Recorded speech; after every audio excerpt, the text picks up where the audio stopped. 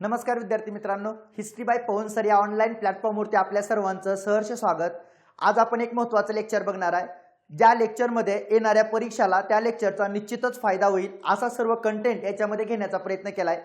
सगळ्यात महत्त्वाचा परीक्षेला प्रश्न असतो इतिहासामध्ये 100 वर्ष पूर्ण झालेल्या घटनेला।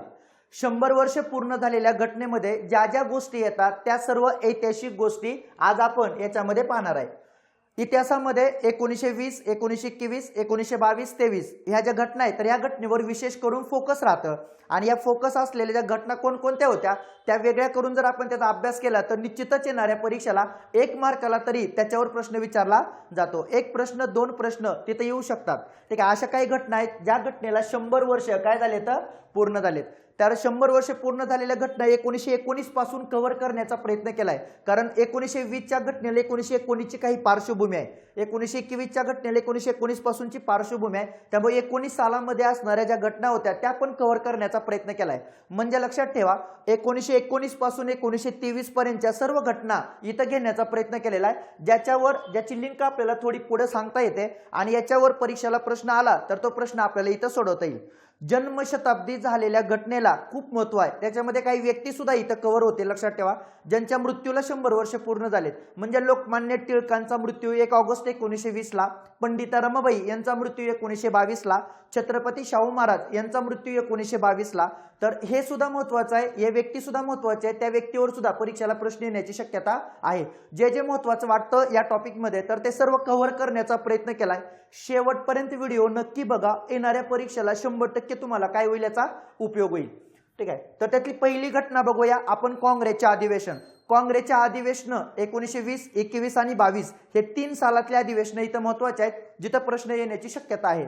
तर सगळ्यात महत्त्वाचं काँग्रेस अधिवेशन 1920। आता लक्षात ठेवा 1919 ला महात्मा गांधीजींनी खिलाफत चळवळ चालू केली।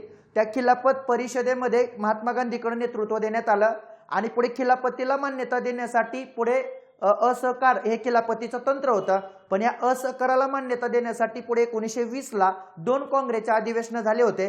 त्यातलं पहिलं अधिवेशन आपण इथं घेतलेलं आहे।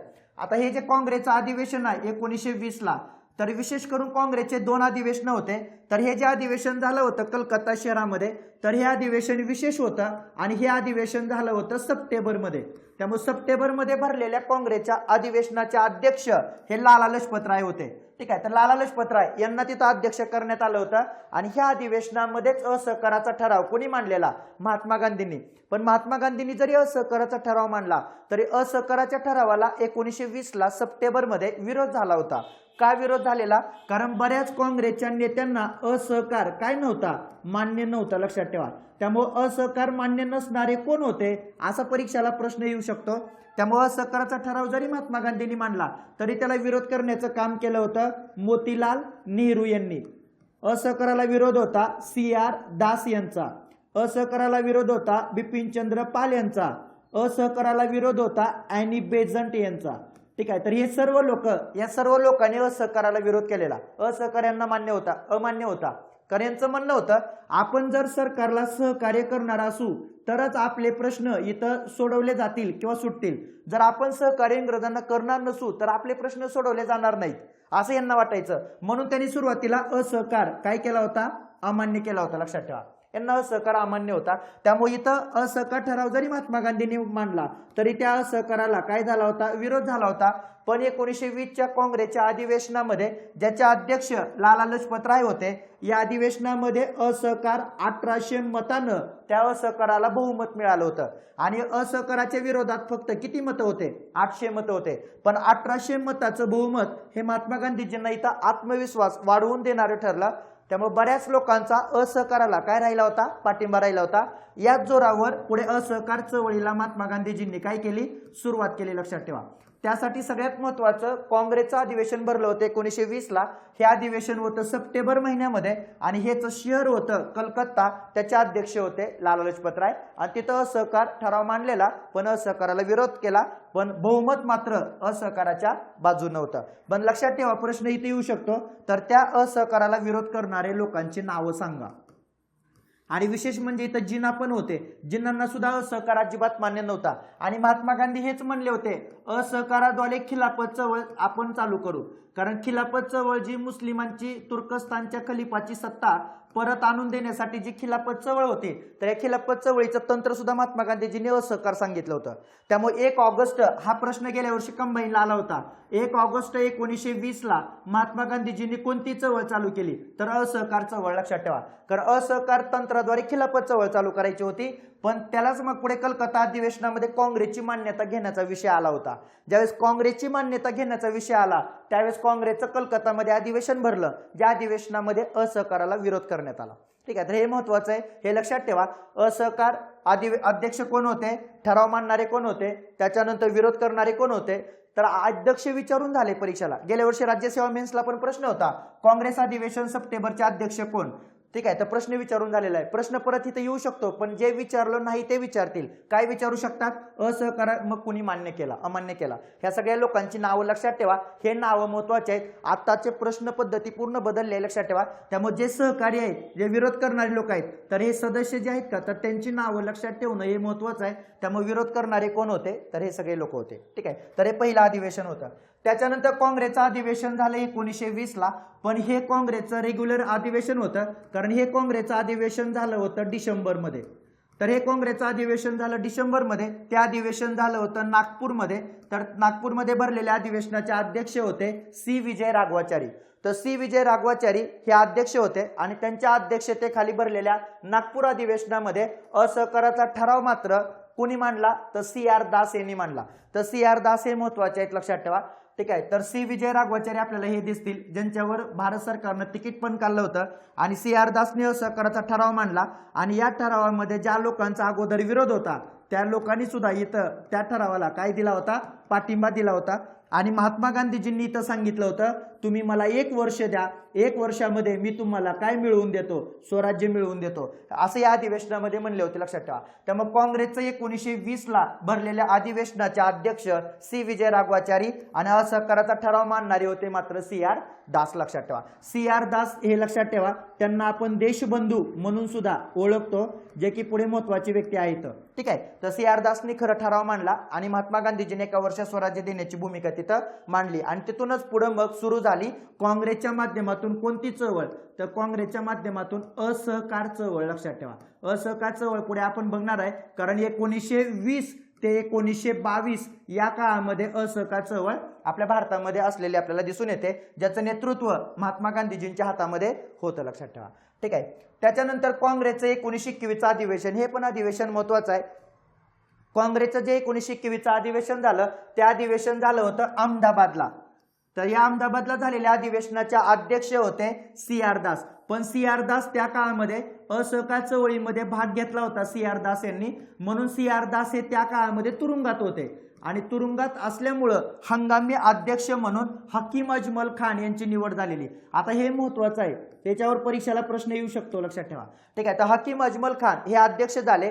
हंगामी अध्यक्ष कोण होते, अहमदाबाद अधिवेशनाचा प्रश्न येऊ शकतो. आणि इथं हसरत मोहानींनी पूर्ण स्वराज्याचा ठराव मांडलेला या अधिवेशनामध्ये, अहमदाबाद अधिवेशन. ठीक आहे, तर 1921 ला भरलेल्या अधिवेशनाचे अध्यक्ष हकीम अजमल खान होते, पण तिथं पूर्ण स्वराज्य ठराव मांडणारे कोण होते, हसरत मोहानी होते. हे लक्षात ठेवा, हे महत्वाचं आहे. आता बघा, सगळ्यात महत्वाचं स्वराज्याची भूमिका जर आपण बघितली तर 1905 ला आपण बनारस अधिवेशन घेतलं होतं. या बनारस अधिवेशनाचे अध्यक्ष गोपाळकृष्ण गोखले होते. या अधिवेशनामध्ये आपण वसाहतीचं काय मागितलं होतं, स्वराज्य मागितलं होतं.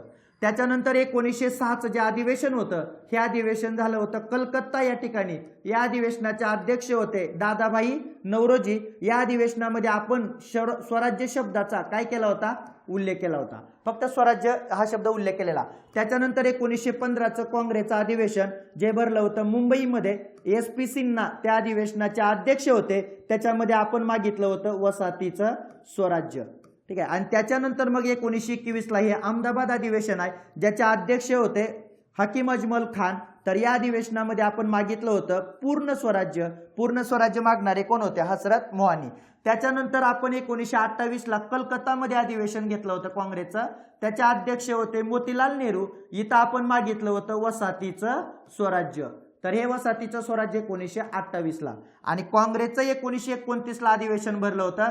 ते अधिवेशन झालं होतं लाहोरला. याचे अध्यक्ष होते पंडित जवाहरलाल नेहरू. इथं आपण मागितलं होतं पूर्ण स्वराज्य. आणि काँग्रेसचं 1929 पासून 1947 पर्यंत ध्येय बनलं होतं पूर्ण स्वराज्य. ठीक आहे. त्यामुळे अशा पद्धतीने आपण कधी कधी स्वराज्य मागितलं, ह्या सगळ्या गोष्टी लक्षात ठेवा, कारण हे एक महत्त्वाचे टप्पे आहेत. याच्यावर पुढच्या काळामध्ये परीक्षेला प्रश्न येतो. तर 1921 मध्ये आपण पूर्ण स्वराज्याची संकल्पना मागितली होती. हसरत मोहानी एक महत्त्वाचे व्यक्ती होते, त्यांनी ती डिमांड केलेली, ज्याचे अध्यक्ष हकीम अजमल खान होते. ठीक आहे. त्याच्यानंतर काँग्रेसचं अधिवेशन भरलं होतं 1922ला. तर 1922ला जे अधिवेशन भरलं, ते अधिवेशन भरलं होतं गया या ठिकाणी. तर त्याचे अध्यक्ष होते CR दास. तर CR दास यांना अध्यक्ष करण्यात आलं होतं. तिथं सचिव होते मोतीलाल नेहरू. पण याच अधिवेशनामध्ये सुधारणांचा ठराव मांडलेला. काय मांडला होता? सुधारणांचा ठराव मांडला. पण या सुधारणाच्या ठरावाला काँग्रेसच्या नेत्यांनी काय केला होता? विरोध केला होता. आणि काँग्रेसच्या नेत्यांनी विरोध केल्यानंतर CR दास आणि मोतीलाल नेहरू यांनी काँग्रेसच्या अध्यक्षपदाचा आणि सचिव पदाचा काय केला होता? राजीनामा दिला होता. आणि हे लोक काँग्रेसमधून बाहेर पडले. आणि यांनी 1 जानेवारी 1923ला आपली स्वराज्य पार्टी काय केली होती? स्थापन केली होती. आणि स्वराज्य पार्टीच्या माध्यमातूनच त्यांनी पुढे काम केलं. त्यामुळे स्वराज्य पार्टीचं काम हे 1923 ते 1930 पर्यंत असलेलं आपल्याला दिसून येतं. तर काँग्रेसचं अधिवेशन भरलं होतं 1922ला. त्या घटनेला सुद्धा 100 वर्ष पूर्ण होता येतं. तर त्याचे अध्यक्ष होते CR दास. आता 1921चं जे अधिवेशन होतं अहमदाबाद, तिथं प्रश्न आला होता, CR दास तुरुंगात असताना खालीलपैकी कोण अध्यक्ष झालं? हकीम अजमल खान. ते की हंगामी अध्यक्ष होते, पण पुढच्या अधिवेशनाचे अध्यक्ष होते CR दास. CR दास यांनी बंगालमध्ये महात्मा गांधीजींच्या असहकार चळवळीमध्ये काम केलं होतं. त्याच वेळेस त्यांना पुढे तुरुंगवास सुद्धा झालेला. पण महात्मा गांधीजींनी असहकार चळवळ मागं घेणं हे CR दास मोतीलाल नेहरू यांना अजिबात आवडलेलं नव्हतं. म्हणून त्यांनी महात्मा गांधी यांच्यावर काय केली होती? टीका पण केली होती, लक्षात ठेवा. पण बंगालमध्ये राहून काम करणारे एक महत्त्वाचे व्यक्ती काँग्रेसचे, म्हणून CR दास यांना ओळखलं जातं. आणि मोतीलाल नेहरू सुद्धा महत्त्वाचे आहेत. त्यांच्याबरोबर सुभाषचंद्र बोस होते, त्यांनी सुद्धा स्वराज्य पार्टीच्या माध्यमातून काम केलेलं. आणि बंगालमध्ये आपली सत्ता स्थापन केली होती 1923-24ला, ज्यावेळेस तिथं निवडणुका झाल्या होत्या. ठीक आहे. त्यामुळं इथं सुधारणांचा ठराव जरी यांनी मांडला तरी त्याच्यामध्ये मतभेद पडले. आणि मतभेद मधून पुढे फूट पडली. आणि फुटीमधूनच पुढे मग 1 जानेवारी 1923ला स्वराज्य पार्टीची काय झाली? स्थापना झाली. ठीक आहे. त्याच्यानंतर काँग्रेसचं अधिवेशन 1923ला. 1923चं पण घटना घेतलेल्या आहेत, लक्षात ठेवा, की परीक्षेला प्रश्न येऊ शकतो. आता 1923चं काँग्रेसचं एक अधिवेशन होतं. आणि अखिल भारतीय आपलं खिलाफत चळवळ यांचं पण एक अधिवेशन भरलं होतं. दोन्ही अधिवेशन महत्वाचे आहेत. आता 1923ला जे अधिवेशन भरलं होतं, ते अधिवेशन झालं होतं काकीनाडा इथं, लक्षात ठेवा. तर त्याचे अध्यक्ष होते मौलाना मुहम्मद अली. आपल्या भारताच्या इतिहासामध्ये अली बंधू, हे 2 अली बंधू महत्वाचे आहेत, मौलाना मुहम्मद अली आणि मौलाना शौकत अली. त्यातले मौलाना मुहम्मद अली हे काकीनाडा अधिवेशनाचे अध्यक्ष होते.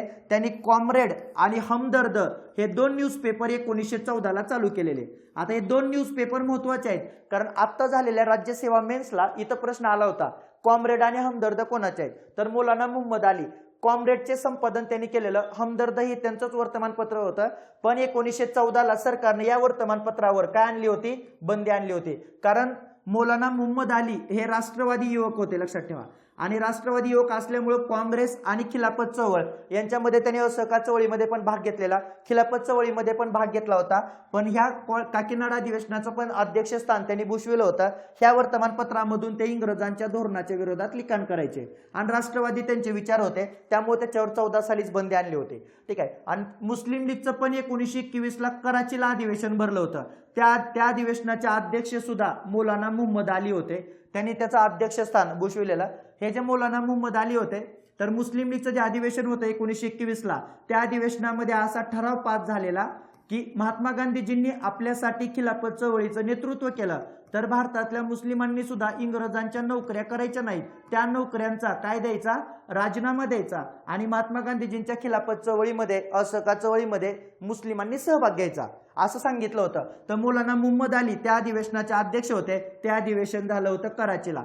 गेल्या वर्षी राज्यसेवा मेन्सला प्रश्न होता, 1921ला मुस्लिम लीगचं अखिल भारतीय खिलाफत चळवळीचं जे अधिवेशन भरलं ते अधिवेशन कोणत्या ठिकाणी भरलं होतं तर कराचीला. तर त्याचे अध्यक्ष होते मौलाना मुहम्मद अली. त्यामुळे मौलाना मुहम्मद अली काँग्रेसच्या पण अधिवेशनाचे अध्यक्ष आपल्याला इथं दिसून येतील. तर हे दोन अधिवेशन महत्वाचे आहेत, एक होतं 21, एक होतं 23ला. त्याच्यानंतर असहकार चळवळ चालू झाली 1920 ते 1922.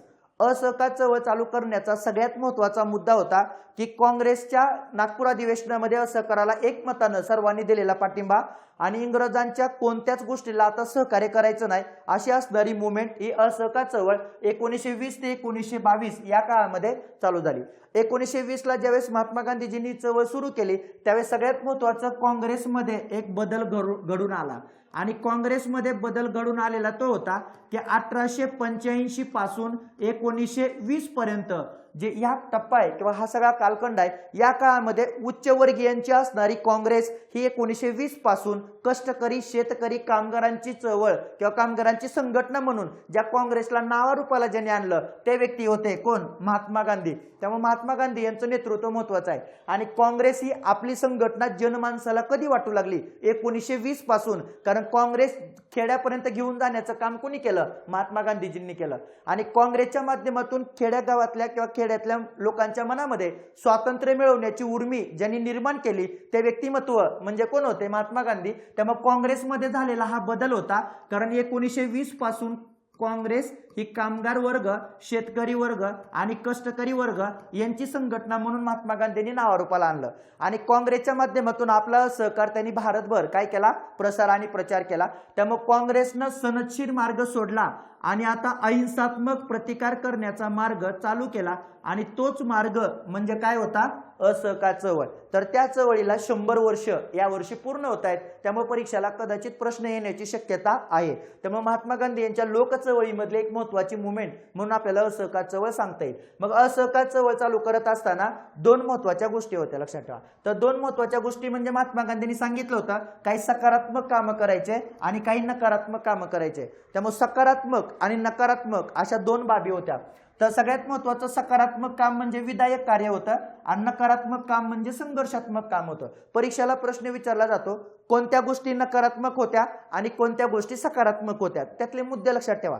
चांगल्या गोष्टी करणं विधायक गोष्टी करणं म्हणजे सकारात्मक बाबी म्हणजे स्वदेशीला मान्यता देणं अस्पृश्यता निवारण करणं राष्ट्रीय शिक्षण देणाऱ्या संस्था स्थापन करणं स्वराज्य फंड निर्माण करणं स्वयंपूर्ण खेड्याची रचना संकल्पना हिंदू मुस्लिमांचं ऐक्य दारूबंदीचा प्रसार स्थानिक स्तरावर लवाद नेमणं श्रमाच्या प्रतिष्ठेवर भर देणं या सगळ्या गोष्टी ठीक आहे. आणि नकारात्मक बाबीमध्ये सगळ्या गोष्टीवर काय टाकायचा होता बहिष्कार. मग सरकारी न्यायालय असतील शाळा असतील महाविद्यालय असतील याच्यावर बहिष्कार कर देण्यासाठी नकार. आता लक्षात ठेवा हा प्रश्न आलेला महात्मा गांधी यांच्या असहकार चळवळीमध्ये कोणत्या मुद्द्याचा समावेश नव्हता तर कर न देणं याचा समावेश नव्हता. मूळ ठरावामध्ये महात्मा गांधीजींनी हा मुद्दा 3ऱ्या टप्प्यामध्ये काय केला होता खऱ्या अर्थानं समावेश केला होता. त्यामुळे कर न देणं हा मुद्दाच नव्हता तो 3ऱ्या टप्प्यामध्ये आला होता. तर हा आयोगाचा इथं काय विचारला होता इथं प्रश्न विचारला होता लक्षात ठेवा. सरकारी नोकऱ्यांचे राजीनामे देणं सन्मानदर्शक उपाधी आणि पदवी याचा त्याग करणं महात्मा गांधीजींना 1915ला भेटलेली कैसरी हिंद पदवी महात्मा गांधीजींनी या चळवळीच्या वेळेस सरकारला परत दिली होती. सभा कार्यक्रम समारंभ याच्यावर बहिष्कार टाकणं परकीय कपड्यावर बहिष्कार निवडणुकीवर बहिष्कार जे जे इंग्रजांनी निर्माण केलंय त्या सर्व गोष्टीवर बहिष्कार टाकणं म्हणजेच ती बाब कोणती होती नकारात्मक. आणि सकारात्मक म्हणजे विधायक कार्य चांगल्या गोष्टी करणं याच्या माध्यमातून ती चळवळ ग्रामीण भागापर्यंत घेऊन जाणं हे त्यांचं खऱ्या अर्थानं काय होतं कार्य होतं. त्याच्यानंतर न्यायालयावर बहिष्कार टाकणारे कोण होते इथं परीक्षेला प्रश्न असतो. असहकार चळवळीमध्ये मान सन्मान पदव्या या त्याग करणं होतं त्याच्यामध्ये न्यायालयावर बहिष्कार टाकायला जास्त यश मिळालं परकीय कपड्यावर बहिष्कार टाकायला जास्त यश मिळालं. तर परीक्षेला इथं क्वेश्चन येण्याची शक्यता आहे हे 100% लक्षात ठेवा. तर सगळ्यात महत्त्वाचं गांधीजींना मानणाऱ्यापैकी काहींनी 1 वर्षभर आपली वकिली सोडली होती. हाच मुद्दा महत्त्वाचा आहे. इथंच परीक्षेला प्रश्न असतो 1 वर्ष वकिली सोडणारे कोण होते तर कोणत्या प्रांतातून कुठलं नाव आहे हे नाव लक्षात ठेवा हे महत्त्वाचं आहे. त्याच्यानंतर वासुदेव दास्ताने होते भुसावळमधून गोसावी नावाचे व्यक्ती होते कुलाबा अष्टपुत्रे नावाचे व्यक्ती होते सातारामधून आणि रामचंद्र राजवाडे होते सोलापूरमधून. त्यांनी 1 वर्षाची वकिली काय केली होती 1 वर्षभर वकिली आपली सोडली होती. त्यामुळे न्यायालयावर बहिष्कार टाकणाऱ्यामध्ये हे नाव महत्वाचे आहेत पुढच्या काळी इथंच आयोगासाठी हा भाग महत्वाचा असणार आहे, इथं प्रश्न येऊ शकतो. नंतर असे कोण व्यक्ती होते ज्यांनी आपली वकिली कायमची सोडली, तर ते होते उंबरगावचे नानासाहेब देवदेकर. हे नानासाहेब देवदेकर व्यक्ती महत्वाचे, लक्षात ठेवा, कारण यांनी पुढे सविनय कायदेभंगाच्या चळवळीमध्ये सुद्धा महात्मा गांधी बरोबर उंबरगावला मिठाचा सत्याग्रह केला होता. त्यांच्याबरोबर कमलादेवी चट्टोपाध्याय या पण होत्या. ठीक आहे, तर नानासाहेब देवधर यांनी वकिली कायमची सोडलेली, हे व्यक्ती महत्वाचे आहेत. नंतर न्यायालयावर बहिष्कार असताना तरी न्यायालयामध्ये जाणारे कोण होते, तर ते अण्णासाहेब भोपटकर होते. आणि त्यांचं म्हणणं होतं, मी माझे पूर्वीचेच खटले चालू ठेवणार, मी नवीन एकही खटला घेणार नाही. तर अण्णासाहेब भोपटकर यांनी मात्र त्याला पाठिंबा दिलेला. एवढंच नाही तर ते न्यायालयात जात होते, लक्षात ठेवा. मग गांधीजींनी जरी असहकार चळवळ सांगितली असली तरी सुद्धा नचिकेळकरांनी महात्मा गांधीजींना पत्र लिहिलं होतं. पुढच्या काळामध्ये हा आयोगाचा इथं प्रश्न असणार आहे, कारण आयोग इथं प्रश्न विचारू शकतं की शाळा, कोर्ट, कॉलेजे याच्यावर बहिष्कार घालण्यामध्ये आम्हाला शानपण वाटत नाही, असं महात्मा गांधीला पत्रामध्ये कोण म्हणलं, तर कोण म्हणलं होतं, नचिकेळकर. बरोबर इथं प्रश्न येणार. आणि विशेष म्हणजे हा प्रश्न अजून आला नाही, पुढच्या काळामध्ये हा प्रश्न विचारला जाऊ शकतो.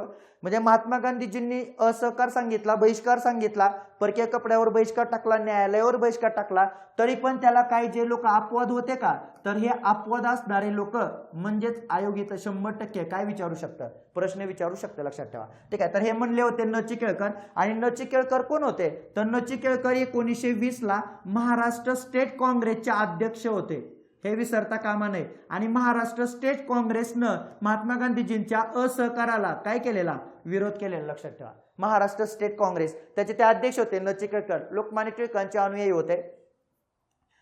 लोकमान्य टिळकांच्या मृत्यूनंतर गांधीजींचं नेतृत्व बऱ्याच लोकांनी स्वीकारलं. हा सुद्धा मुद्दा खूप महत्वाचा आहे, तुम्ही लक्षात ठेवा. याच्यावर पण परीक्षेला 100% प्रश्न विचारला जाऊ शकतो. महात्मा गांधीजींचे अनुयायी असणार म्हणजे लोकमान्य टिळकांचे अनुयायी असणारे, त्यांच्या मृत्यूनंतर ज्यांनी महात्मा गांधीजींचं नेतृत्व स्वीकारलं असे बरेच लोक होते. तर त्या लोकांमध्ये शिवराम परांजपे, काकासाहेब खाडिलकर, गंगाधर देशपांडे, वासुकाका जोशी, हरिभाऊ देशपांडे, चिंतामणराव वैद्य, हे सगळे लोक आपल्याला इथं सांगता येतील. ठीक आहे, काकासाहेब खाडिलकर हे सुद्धा महत्वाचे व्यक्ती आहेत, कारण ते अगोदर टिळकांचे अनुयायी होते, पण 1920 नंतर त्यांनी महात्मा गांधीजींचं नेतृत्व स्वीकारलं होतं आणि त्यांच्या माध्यमातून त्यांनी काम केलं. ठीक आहे, त्यामुळे काकासाहेब खाडिलकर, कृष्णाजी प्रभाकर खाडिलकर त्यांना आपण म्हणतो, तर यांच्यावर पाठीमागं कंबाईनला प्रश्न येऊन गेलेला आहे. आता काकासाहेब खाडिलकर विचारून झालेत, तर बाकीचे लोक विचारले जाऊ शकतील. मग हे सगळे लोक लक्षात ठेवा, किंवा ऑप्शन मध्ये बरेच सगळ्या लोकांची नावं असू शकतात. शिवराम परांजपे महत्वाचे आहेत, त्यांचं काळ नावाचं वर्तमानपत्र होतं. ठीक आहे, त्याच्यानंतर त्या काळ वर्तमानपत्रांमधून त्यांनी क्रांतीची भूमिका मांडली होती आणि इंग्रजांच्या धोरणावर टीका केलेली. ठीक आहे, स्वातंत्र्यवीर विनायक दामोदर सावरकर यांनी काळमधले लेख, केसरी मधले लेख वाचूनच त्यांना प्रेरणा भेटलेली. तर शिवराम परांजपे लक्षात ठेवा, हे पण महत्वाचे आहेत. गंगाधर वासुकाका जोशी पण महत्वाचे आहेत, टिळकांनी त्यांना जपानला हत्यारं तयार करण्यासाठी पाठवलं होतं, ते वासुकाका जोशी, हे पण इथं आपल्याला महत्वाचे वाटतील. तर अशा पद्धतीनं हे सगळे टिळकांचे अनुयायी होते. पण 1 ऑगस्ट 1920 नंतर त्यांनी गांधीजींचं नेतृत्व स्वीकारलं होतं. आतापर्यंत फक्त एक विचारून झालेत, बाकीचे 5 लोक महत्वाचे आहेत. पुढच्या काळामध्ये ह्याच आयोगाचा फोकस भाग असणार आणि इथंच प्रश्न असणार. ठीक आहे, त्याच्यानंतर काउन्सिलवर बहिष्कार टाकण्यासाठी महाराष्ट्र काँग्रेस होते, त्याला अजिबात मान्य नव्हता. त्यामुळे काउन्सिलवर बहिष्कार टाकायला एका व्यक्तीने विरोध केला. तो व्यक्ती काँग्रेसमधलाच एक व्यक्ती होता, त्या व्यक्तीचं नाव होतं दादासाहेब खापर्डे. विशेष म्हणजे दादासाहेब खापर्डे लोकमान्य टिळकाचे अनुयायी आहेत, लक्षात ठेवा. ठीक आहे, म्हणजे काउन्सिलवर बहिष्कार टाकायला महाराष्ट्रातल्या कोणत्या व्यक्तीनं नकार दिला, असं ज्यावेळेस प्रश्न विचारतील त्यावेळेस अपवाद फक्त एकच आहे, दादासाहेब खापर्डे. ठीक आहे, तर त्यांनी नकार दिला होता. त्याच्यानंतर सुभाषचंद्र बोस यांनी असहकार चळवळी मागे घेणे म्हणजे देशाचं दुर्भाग्य असं म्हणले होते. कारण चौरी चौरा या ठिकाणी जी घडलेली घटना होती, तर या घटनेमुळे महात्मा गांधीजींनी चळवळ मागे घेतली होती. ते चळवळ मागे घेतल्यानंतर बऱ्याच लोकांनी टीका केली, तर सुभाषचंद्र बोस यांनी सुद्धा टीका केली होती. सुभाषचंद्र बोस म्हणले होते, चळवळ मागे घेणं म्हणजे देशाचं दुर्भाग्य आहे किंवा नॅशनल क्लॅमिटी. आणि विशेष म्हणजे सुभाषचंद्र बोस हे 1920 मध्येच ICS परीक्षा पास झाले होते. ICS पास होणारे 6 लोक होते 20 मध्ये, त्यातले 4थ्या क्रमांकाने पास होणारे सुभाषचंद्र बोस होते. महात्मा गांधीजींचं दर्शन घेऊनच राष्ट्रीय राजकारणामध्ये त्यांनी श्री गणेशा केला होता. पण महात्मा गांधीजींचं मार्गदर्शन घेऊन बंगालमध्ये काळामध्ये CR दास यांच्या बरोबर काम करत होते. काम करत असताना अचानक चळवळ ती मागे घेतली चौरी चौरा घटनेनंतर. ते काही सुभाषचंद्र बोस यांना आवडलं नाही. त्यामुळे सुभाषचंद्र बोस यांनी महात्मा गांधी यांच्या चळवळीवर टीका केली की ती चळवळ मागे घेणं म्हणजे देशाचं दुर्भाग्य आहे. तर इथं परीक्षेला पाठीमागे प्रश्न येऊन गेलेला आहे. त्याला नॅशनल क्लायमेट असं म्हणतात, लक्षात ठेवा. त्याच्यानंतर असहकार चळवळीच्या अपयश आणि यश किती आलं चळवळीला, तर याचा विचार करण्यासाठी काँग्रेस अंतर्गत एक समिती नेमली होती. याच्यावर अजूनपर्यंत कधी प्रश्न विचारला नाही. पुढच्या काळामध्ये इथं प्रश्न येऊ शकतो. तर यश अपयशासाठी जी समिती होती ती समिती कोण होती, त्या समितीमध्ये कोण कोण लोक होते? मोतीलाल नेहरू होते, राजगोपालचारी होते, M.A. अन्सारी होते, महात्मा गांधीजींचे महत्वाचे असणारे सहकारी हे होते, त्यांच्याच अध्यक्षते त्यांच्या सगळ्या नेतृत्वामध्ये ही समिती तर नेमलेली. तर ती समितीमध्ये कोण कोण होतं विचारलं जाऊ शकतं, लक्षात ठेवा. त्याच्यानंतर एक 2 मिनिटाचा भाग आहे. तर सगळ्यात महत्त्वाचं, जर तुम्हाला इतिहास विषय अवघड वाटत असेल आणि जर तो सोपा करायचा असेल तर तुम्हाला ऑनलाईनच्या स्वरूपामध्ये तो सोपा करता येईल. आपल्या इतिहास विषयाच्या ऑनलाईन बॅचेस आहेत, त्या बॅच जॉईन करण्यासाठी तुम्ही हिस्ट्री बाय पवन सर हे जे आपलं ॲप आहे तर हे ॲप तुम्ही तुमच्या मोबाईलमध्ये डाउनलोड करून ठेवा. त्यामध्ये तुम्हाला राज्यसेवा पूर्व आणि मुख्य परीक्षा, संयुक्त गट ब पूर्व आणि मुख्य परीक्षा, संयुक्त गट क पूर्व मुख्य परीक्षा, डिपार्टमेंटल PSI, वनसेवा मुख्यचा जो सगळा सिलेबस आहे त्याची असणारी बॅच आहे. ह्या वेगवेगळ्या बॅचेस तुम्हाला इतिहास विषयासंदर्भाच्या हिस्ट्री बाय पवन सर या ॲपवर उपलब्ध होतील. कमी काळामध्ये गुणवत्तापूर्ण तयारी करायची असेल आणि योग्य असं आपल्याला परीक्षेत मार्क येण्या इतपत सगळा इतिहास कव्हर करायचा असेल तर ह्या बॅचेस तुम्हाला नक्कीच काय पडतील, उपयोगी पडतील. जर तुम्हाला याच्या संदर्भात काही इन्फॉर्मेशन हवी असेल तर 800 700 1690 हा नंबर आहे, या नंबरला फोन करा. सगळी माहिती तुम्ही विचारू शकता. नक्कीच इतिहास अवघड वाटत असेल तर तो सोपा झाल्याशिवाय राहणार नाही आणि परीक्षेमध्ये सुद्धा 100% तुम्हाला इथं मार्क येतील, कारण तो सर्व एरिया कव्हर केलाय ज्या एरियावर आयोगाचे सारखं काय असतात, क्वेश्चन असतात.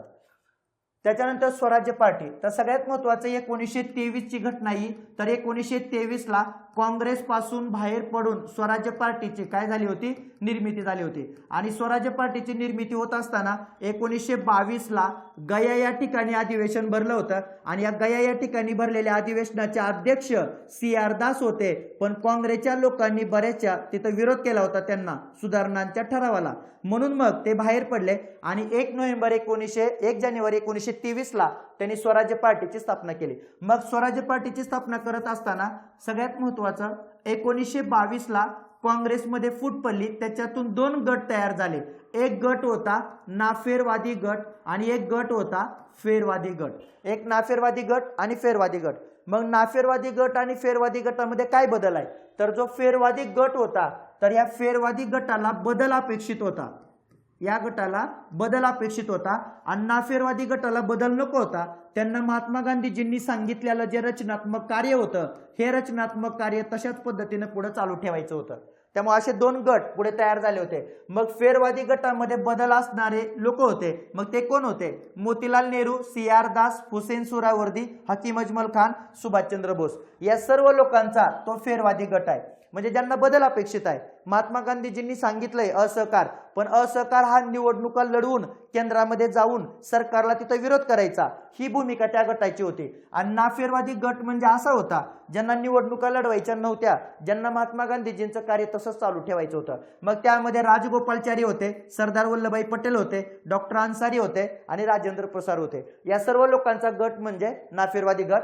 म्हणजेच महात्मा गांधीजींचे सर्व हे सहकारी होते ज्यांना महात्मा गांधीजींनी सांगितलेला मार्ग पुढे तसाच चालू ठेवायचा होता. आणि यांना मात्र त्या मार्गामध्ये आता बदल करायचा होता, कारण त्यांना निवडणुका लढवायच्या होत्या आणि निवडणुका लढवून केंद्रात जाऊन सरकार चालवायला सरकारला अडचणी निर्माण करायच्या होत्या आणि अडचणी निर्माण करून त्यांना वसाहतीचं स्वराज्य त्यांच्याकडून मागून घ्यायचं होतं आणि याच्यासाठी त्यांनी निवडणुका लढवल्या आणि सत्ता स्थापन केल्या. असा बदल असणारा अपेक्षित गट म्हणजे कोणता होता?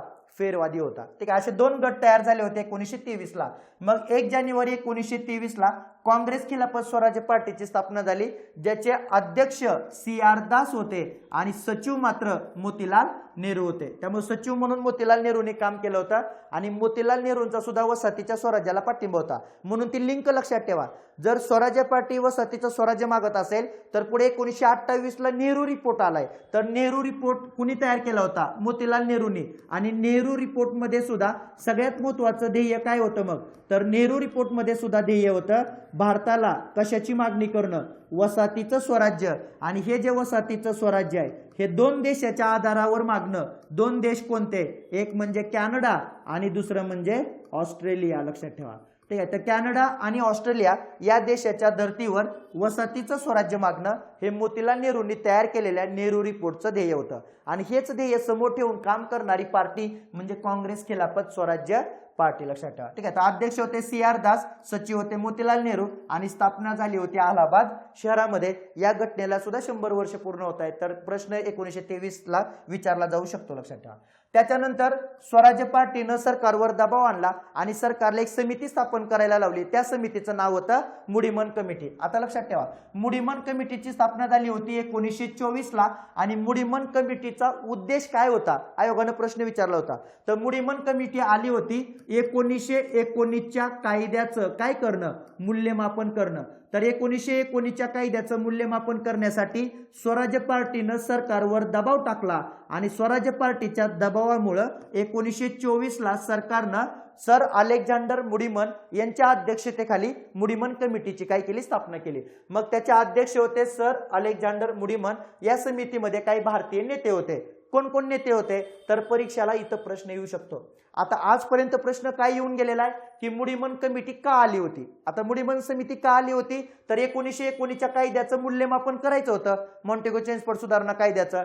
मग पुढे प्रश्न येऊ शकतो या कमिटीमध्ये कोण सदस्य होते, हे प्रश्न विचारायचं बाकी आहे. तर ते सदस्य महत्वाचे आहेत, शिवस्वामी अय्यर, RP परांजपे, तेज बहादूर सप्रू आणि मोहम्मद अली जिना. तर हे व्यक्ती महत्वाचे आहेत. तर हे व्यक्ती त्याच्यामध्ये सदस्य होते. आणि ह्याच मुडीमन कमिटीनं रिपोर्ट दिला होता की 1919च्या कायद्याचं मूल्यमापन करण्यासाठी एक रॉयल कमिशनची स्थापना करा. आणि हे रॉयल कमिशन म्हणजे पुढे 1927 ला आलेलं कोणतं कमिशन आहे, सायमन कमिशन. तर हे सायमन कमिशन आपल्याला पुढे 1927 ला सांगता येतं, जे मुडीमन कमिटीच्या शिफारशीनुसारच आलं. लक्षात ठेवा. ठीक आहे. त्याच्यानंतर 1923-24 मध्ये विविध नगरपालिका आणि स्थानिक स्वराज्य संस्था यांच्या सत्ता स्वराज्य पार्टीनं हातामध्ये घेतल्या होत्या. तर स्वराज्य पार्टीला इथं खूप मोठं यश मिळालं होतं 23-24 ला. तर परीक्षेला इथं प्रश्न येऊ शकतो, कोणत्या नगरपालिकेमध्ये प्रमुख व्यक्ती कोण होता, यांच्या काय करा, जोड्या लावा. तर कलकत्त्याचे महापौर झाले होते CR दास आणि कलकत्त्याचे मुख्य कार्यकारी अधिकारी झाले होते सुभाषचंद्र बोस. त्यामुळे कलकत्तामध्ये स्वराज्य पार्टीला पूर्ण बहुमत होतं.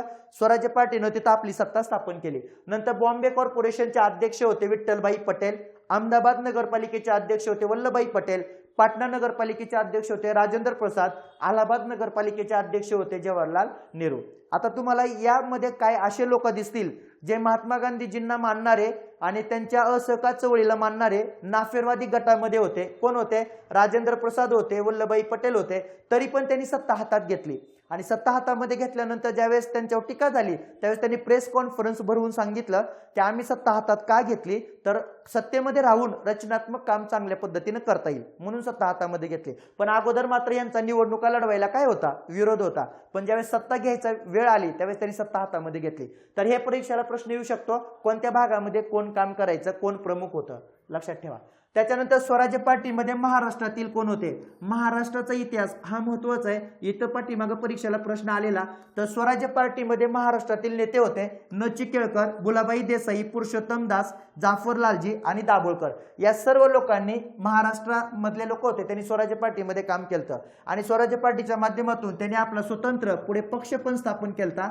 तो पक्ष सुद्धा महत्वाचा आहे, त्याच्यावर पण पुढच्या काळामध्ये परीक्षेला प्रश्न येऊ शकतो. तर तो पक्ष इथं दिला, लक्षात ठेवा. त्या पक्षाचं नाव आहे प्रतियोगी सहकारी पक्ष.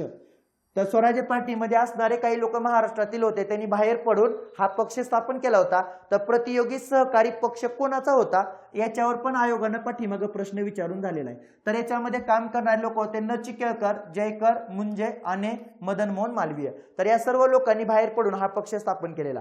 ठीक आहे. तर हा 1926 मध्ये तो पक्ष आला होता, ज्याच्यामध्ये नचिकेळकर वगैरे हे लोक महत्वाचे आहेत. ठीक आहे. तर सरकारला सहकार्य करूया या गटाचे होते.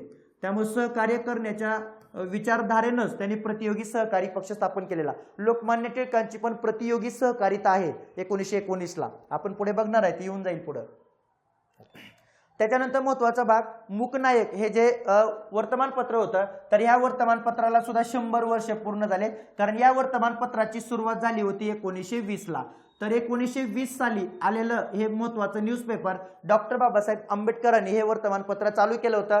या वर्तमानपत्राला 2500 रुपयाची मदत छत्रपती शाहू महाराजांनी केलेली आणि त्याच बेसवर डॉक्टर बाबासाहेबांनी हे वर्तमानपत्र पुढे चालवलेलं आणि अस्पृश्यांचे सर्व प्रश्न त्यांनी मूक नायकच्या माध्यमातून त्या वर्तमानपत्रामध्ये मांडलेले। ठीक आहे, तर डॉक्टर बाबासाहेब आंबेडकरांनी ते वर्तमानपत्र चालू केलं होतं। 2500 रुपयाची मदत कुणी केली हा आयोगाने इथं आपल्याला विचारलेला काय होता प्रश्न, पाठीमागं प्रश्न येऊन गेलेला आहे कारण त्याला पण 100 वर्षापर्यंत पूर्ण झालेत।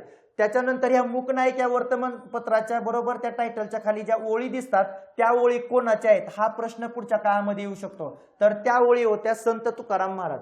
तर संत तुकाराम महाराज यांची जी वचनं होती तर ती वचनं इथं शीर्षभागी आपल्याला इथं दिसते, लक्षात ठेवा। तर 31 जानेवारी 1920 ला ते सुरू झालेलं। जवळपास मूक नायकचे 19 अंक प्रकाशित झालेले, तर त्याचे संपादक म्हणून पांडुरंग भटकर आणि ज्ञानदेव घोलप या दोन व्यक्तींनी त्याचं काम केलेलं। ठीक आहे, जरी चालू डॉक्टर बाबासाहेबांनी केलं असलं तरी संपादक मात्र पांडुरंग भटकर आणि ज्ञानदेव घोलप होते। सुरुवातीला हे पाक्षिक म्हणून काम करायचं, पाक्षिक म्हणूनच त्यांनी सुरुवातीला प्रकाशन पण त्यांचं केलं होतं आणि काम पण केलेलं। त्याच्यानंतर माणगाव परिषद 1920 ला भरली होती, ज्या माणगाव परिषद सुद्धा एक महत्वाची परिषद आहे कारण सामाजिक जीवनामधली एक माइलस्टोन घटना ही मानली जाते। कारण या परिषदेमध्ये छत्रपती शाहू महाराज होते, डॉक्टर बाबासाहेब आंबेडकरांनी सुद्धा तिथं सहभाग घेतलेला, ते पण तिथं अध्यक्ष या नात्यानं उपस्थित होते। तर माणगावची परिषद झाली होती 21 आणि 22 मार्च 1920 ला, त्याला सुद्धा 100 वर्ष पूर्ण झालेले आहेत। त्यामुळे या घटनेवर सुद्धा परीक्षेला प्रश्न विचारला जातो। तर 21-22 मार्च कोल्हापूर संस्थानामध्ये असणारं माणगाव या ठिकाणी ती परिषद झालेली। प्रमुख पाहुणे म्हणून छत्रपती शाहू महाराज तिथे उपस्थित असलेले आपल्याला दिसून येतील। तर सामाजिक चळवळीसाठी ही एक माइलस्टोन अशी घटना होती। तर ह्या परिषदेचं संयोजक कुणी केलं होतं तर आप्पासाहेब पाटील नावाचे कोल्हापूर संस्थानामधले एक महत्वाचे व्यक्ती होते, तर त्यांनी त्याचं परिषदेचं सगळं संयोजन केलं होतं।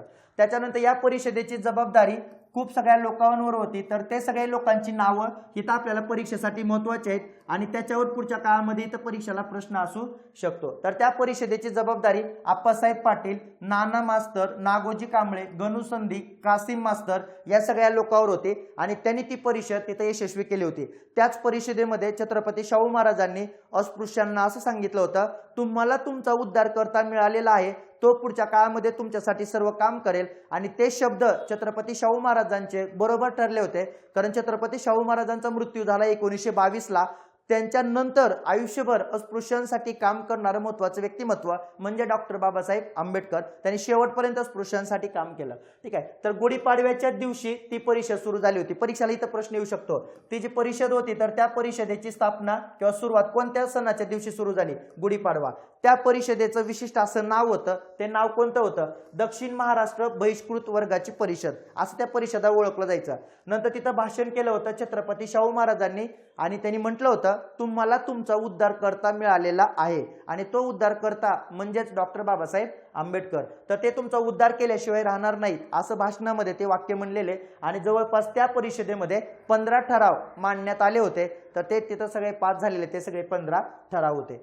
त्याच्यानंतर पंडिता रमाबाई यांचा स्मृती आपल्याला सांगता येतं किंवा मृत्यू 1922 ला झाला होता आणि सगळ्यात महत्वाचं त्याला 100 वर्ष काय झाले तर पूर्ण झाले। तर 100 वर्ष पूर्ण झाल्यामुळे महत्वाचे व्यक्ती आहेत, समाजसुधारक म्हणून पण इथं परीक्षेला प्रश्न येऊ शकतो।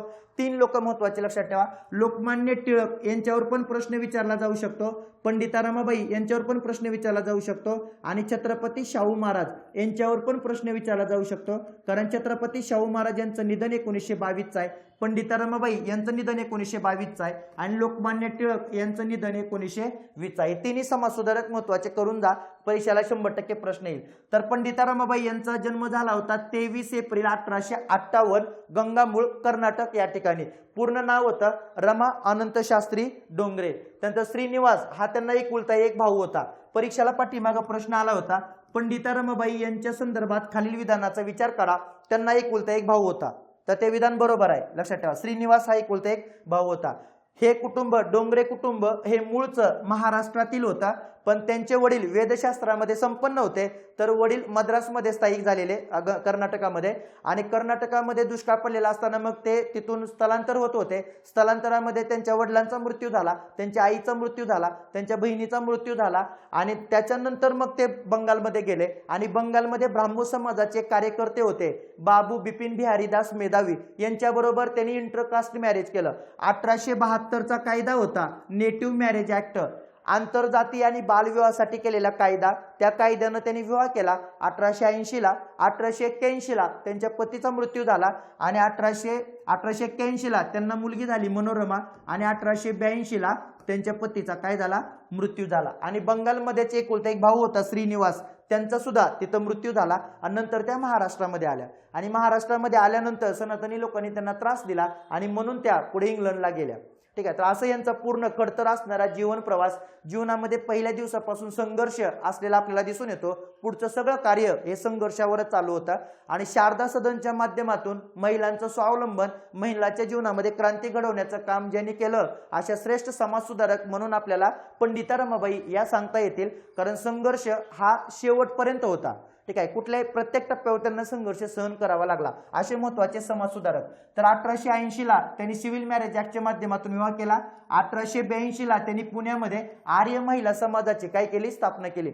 आर्य महिला समाजाची स्थापना करत असताना महिलांची उन्नती करणं, महिलांसाठी कार्य करणं, महिलांवर होणारे अन्याय कमी करणं, हा त्या आर्य महिला समाजाचा उद्देश होता. त्याच्यामध्ये न्यायमूर्ती रानडे, डॉक्टर भांडारकर, वामन मोडक, रखमाबाई राऊत ह्या सगळ्या लोकांनी त्यांना मदत केली होती. आणि आर्य महिला समाजामध्ये रमाबाई रानडे आणि काशीताई कानिटकर या सुद्धा तिथं आपल्याला त्यांच्या सहकारी सांगता येतील. त्यांनी सुद्धा त्यांना या स्थापनेमध्ये मदत केलेली होती.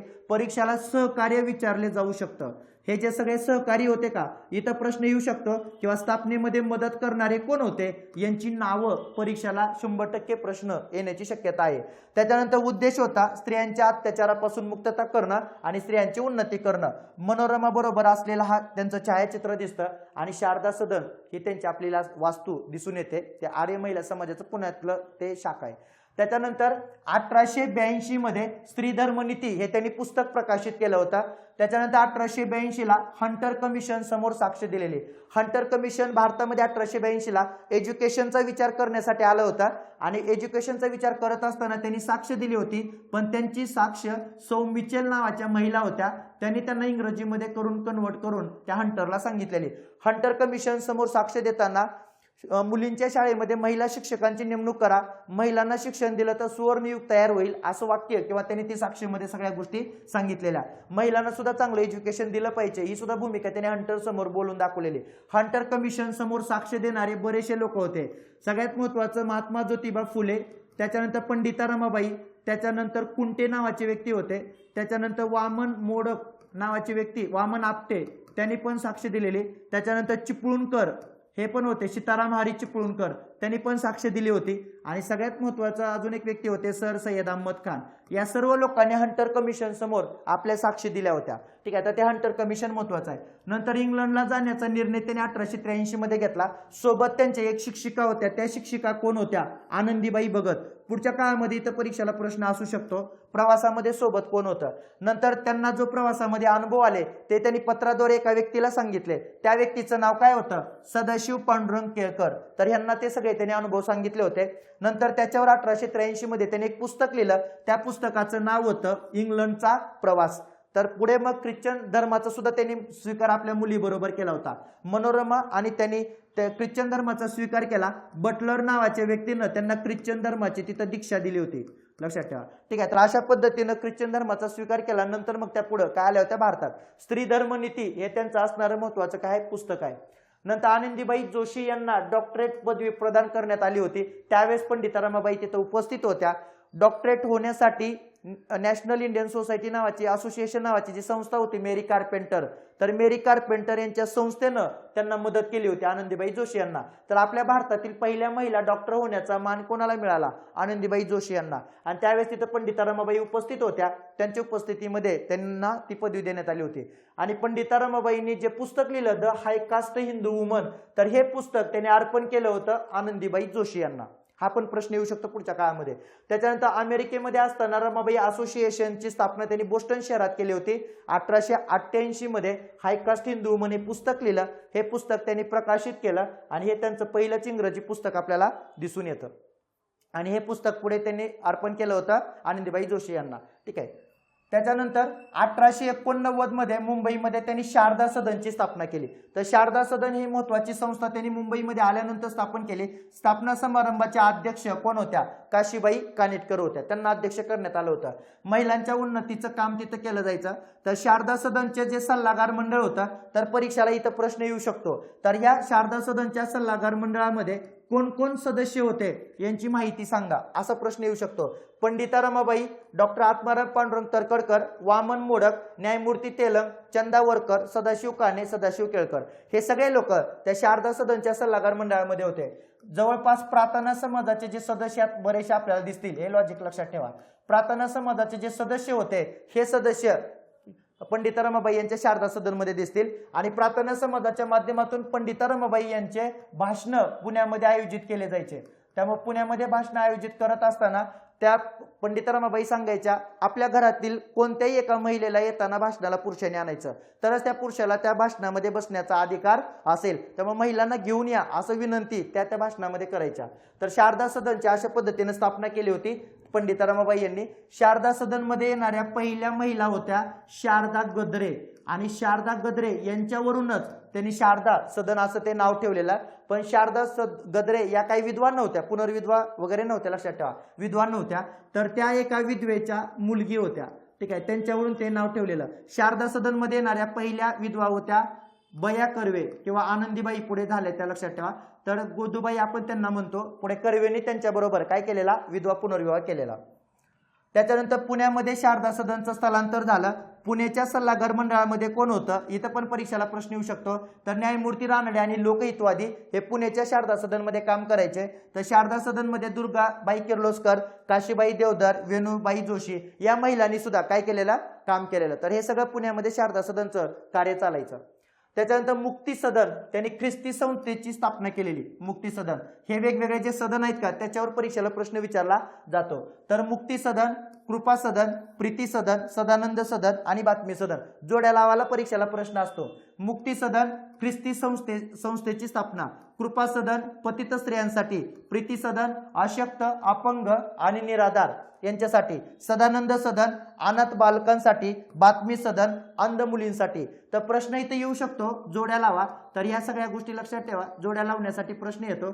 तर प्रश्न आल्यानंतर मग आपल्याला तिथं ते जमलं पाहिजे. अशा पद्धतीनं महिलांच्या उन्नतीचं काम पुण्यामध्ये, आणि पुण्यामधून त्यांनी आपली संस्था केडगावला, इथं इंदापूर जवळ, तिथं दौंडच्या ठिकाणी हलवली होती. आणि तिथंच मग त्यांनी शेवटपर्यंत काय केलं? काम केलं. महिलांसाठी केलेल्या कार्यामुळे सरकारनं त्यांना एक पदवी दिली. ती पदवी होती कैसर हिंद. तर ही पदवी त्यांना सरकारनं देण्यात आली होती महिलांच्यासाठी केलेलं काम. आणि त्याच्यानंतर भारत सरकारनं सुद्धा त्यांच्यावर तिकीट काढलेलं आहे. तर ते सुद्धा मान सन्मान त्यांना तिथं भेटलेला आपल्याला दिसून येतो. त्याच्यानंतर 1919चा कायदा. 1919चा कायदा महत्वाचा आहे, त्याला सुद्धा 100 वर्ष पूर्ण झाले होते. तर 1919च्या पण घटना याच्यामध्ये घेतलेल्या आहेत. तर सगळ्यात महत्वाच्या कायद्याचं नाव होतं मॉन्टेगो चेम्सफोर्ड सुधारणा कायदा. आणि मॉन्टेगो चेम्सफोर्ड सुधारणा कायदा होता ज्या कायद्यामध्ये मॉन्टेगो हे भारत मंत्री होते आणि चेम्सफोर्ड हे व्हाईसराय होते. त्यांनी केलेला तो कायदा होता. तर सगळ्यात महत्वाच्या कायद्यामध्ये काय तरतुदी होत्या? आता 1919च्या कायद्याला वेगवेगळे नाव आहेत, हे नाव पण लक्षात ठेवा. त्याला मॉन्टेगो चेम्सफोर्ड सुधारणा कायदा म्हणतात. त्या कायद्याला मॉन्टफोर्ड कायदा असंही म्हणतात. त्या कायद्याला भारतीय परिषदांचा कायदा असंही म्हटलं जातं. ठीक आहे. आणि मवाळ मात्र या कायद्याला भारताचा मॅग्ना कार्टा असंही म्हणतात. ठीक आहे. वेगवेगळ्या नावाने या कायद्याला ओळखलं जातं. भारतीय शासनाचा कायदा असंही या कायद्याला नाव आहे. तर अशा वेगवेगळ्या नावांनी परिचित असणारा 1919चा कायदा 2 लोकांनी केला होता. हे होते मॉन्टेगो आणि हे होते चेम्सफोर्ड भारत मंत्री. हे होते भारत मंत्री आणि हे होते व्हाईसराय, लक्षात ठेवा. तर सगळ्यात महत्वाचं पहिली तरतूद होती भारत मंत्र्याचा पगार इंग्लंडच्या तिजोरीतून देण्यात येईल. आजपर्यंत पगार भारताच्या तिजोरीतून दिला जायचा. 1793चा चार्टर ऍक्ट केल्यापासून तो पगार भारताच्या तिजोरीतून दिला जात होता. पण इथून मात्र पगार इंग्लंडच्या तिजोरीतून दिला जाईल असं सांगितलं. नंतर या कायद्यानं नवीन पद आलं, त्या पदाचं नाव होतं हाय कमिशनर. हाय कमिशनर याला मराठीमध्ये काय म्हणतात? भारतीय उच्चायुक्त. हे भारतीय उच्चायुक्त हे म्हणतात ते लक्षात ठेवा, इथं पण परीक्षेला प्रश्न आलेला आहे. तर त्या पदावर येणारा पहिला व्यक्ती होता सर विल्यम स्टीव्हन्स मेयर आणि हे पद आलं होतं 1919च्या कायद्यानं. या पदावर येणारे पहिले भारतीय होते सर दादीबा मेहरवानजी दलाल. सर दादीबा मेहरवानजी दलाल हे पहिले भारतीय काय आहेत? हाय कमिशनर आहेत. या पदावर विराजमान होणाऱ्या पहिल्या महिला विजयालक्ष्मी पंडित. तर हाय कमिशनर या पदावर येणाऱ्या पहिल्या महिला होत्या विजयालक्ष्मी पंडित. त्या आल्या होत्या 1954ला. ठीक आहे. तर असं असणारे हाय कमिशनर पद हे खूप महत्वाचं पद, ज्याच्याकडे भारत मंत्र्याचे काही अधिकार देण्यात आले, तर ते आलं होते 1919च्या कायद्यानं. नंतर भारत मंत्री केंद्र सरकारवर त्याचं नियंत्रण राहिलं, त्यामुळे भारत मंत्री हा केंद्रामध्ये बसून काम करेल, त्याला मदतीला व्हाईसराय असेल. नंतर प्रांतावरील यांचं नियंत्रण कमी झालं, कारण प्रांतामध्ये या कायद्यानं द्विस्तरीय व्यवस्था लागू करण्यात आली. तर द्विस्तरीय व्यवस्था काय होती पुढे आपण बघू, लक्षात ठेवा. तर सगळ्यात महत्वाचं प्रांतामध्ये द्विस्तरीय व्यवस्था लागू करण्यात आली होती. ह्या द्विस्तरीय व्यवस्थेला अजून 2 नाव आहेत. त्याला तुम्ही दुहेरी व्यवस्था असंही म्हणू शकता किंवा त्याला तुम्ही द्विदल व्यवस्था असंही म्हणू शकता. दुहेरी आणि द्विदल म्हणजे काय? तर प्रांतामध्ये सगळ्यात महत्वाचं, प्रांतामध्ये 1919च्या कायद्यानं 2 खाते तयार करण्यात आले होते. एक खातं होतं सोपीव खातं आणि एक खातं होतं राखीव खातं. सोपीव खात्याचा कारभार भारतीय मंत्र्याच्या हातामध्ये आणि राखीव खात्याचा कारभार भारत मंत्री आणि व्हाईसराय यांच्या हातामध्ये. त्यामुळे अशा पद्धतीनं रचना करण्यात आली होती प्रांतामध्ये. त्यालाच म्हणतात द्विस्तरीय व्यवस्था, दुहेरी किंवा द्विदल. आणि द्विग्रही व्यवस्था वेगळी आहे. केंद्रीय कायदे मंडळ हे द्विग्रही होतं. द्विग्रही म्हणजे केंद्रामध्ये 2 ग्रह असतील, एक ग्रह कनिष्ठ सभागृह आणि दुसरं ग्रह वरिष्ठ सभागृह. मग आयोगानं प्रश्न विचारला होता, कनिष्ठ सभागृहामध्ये आणि वरिष्ठ सभागृहामध्ये किती लोक होते?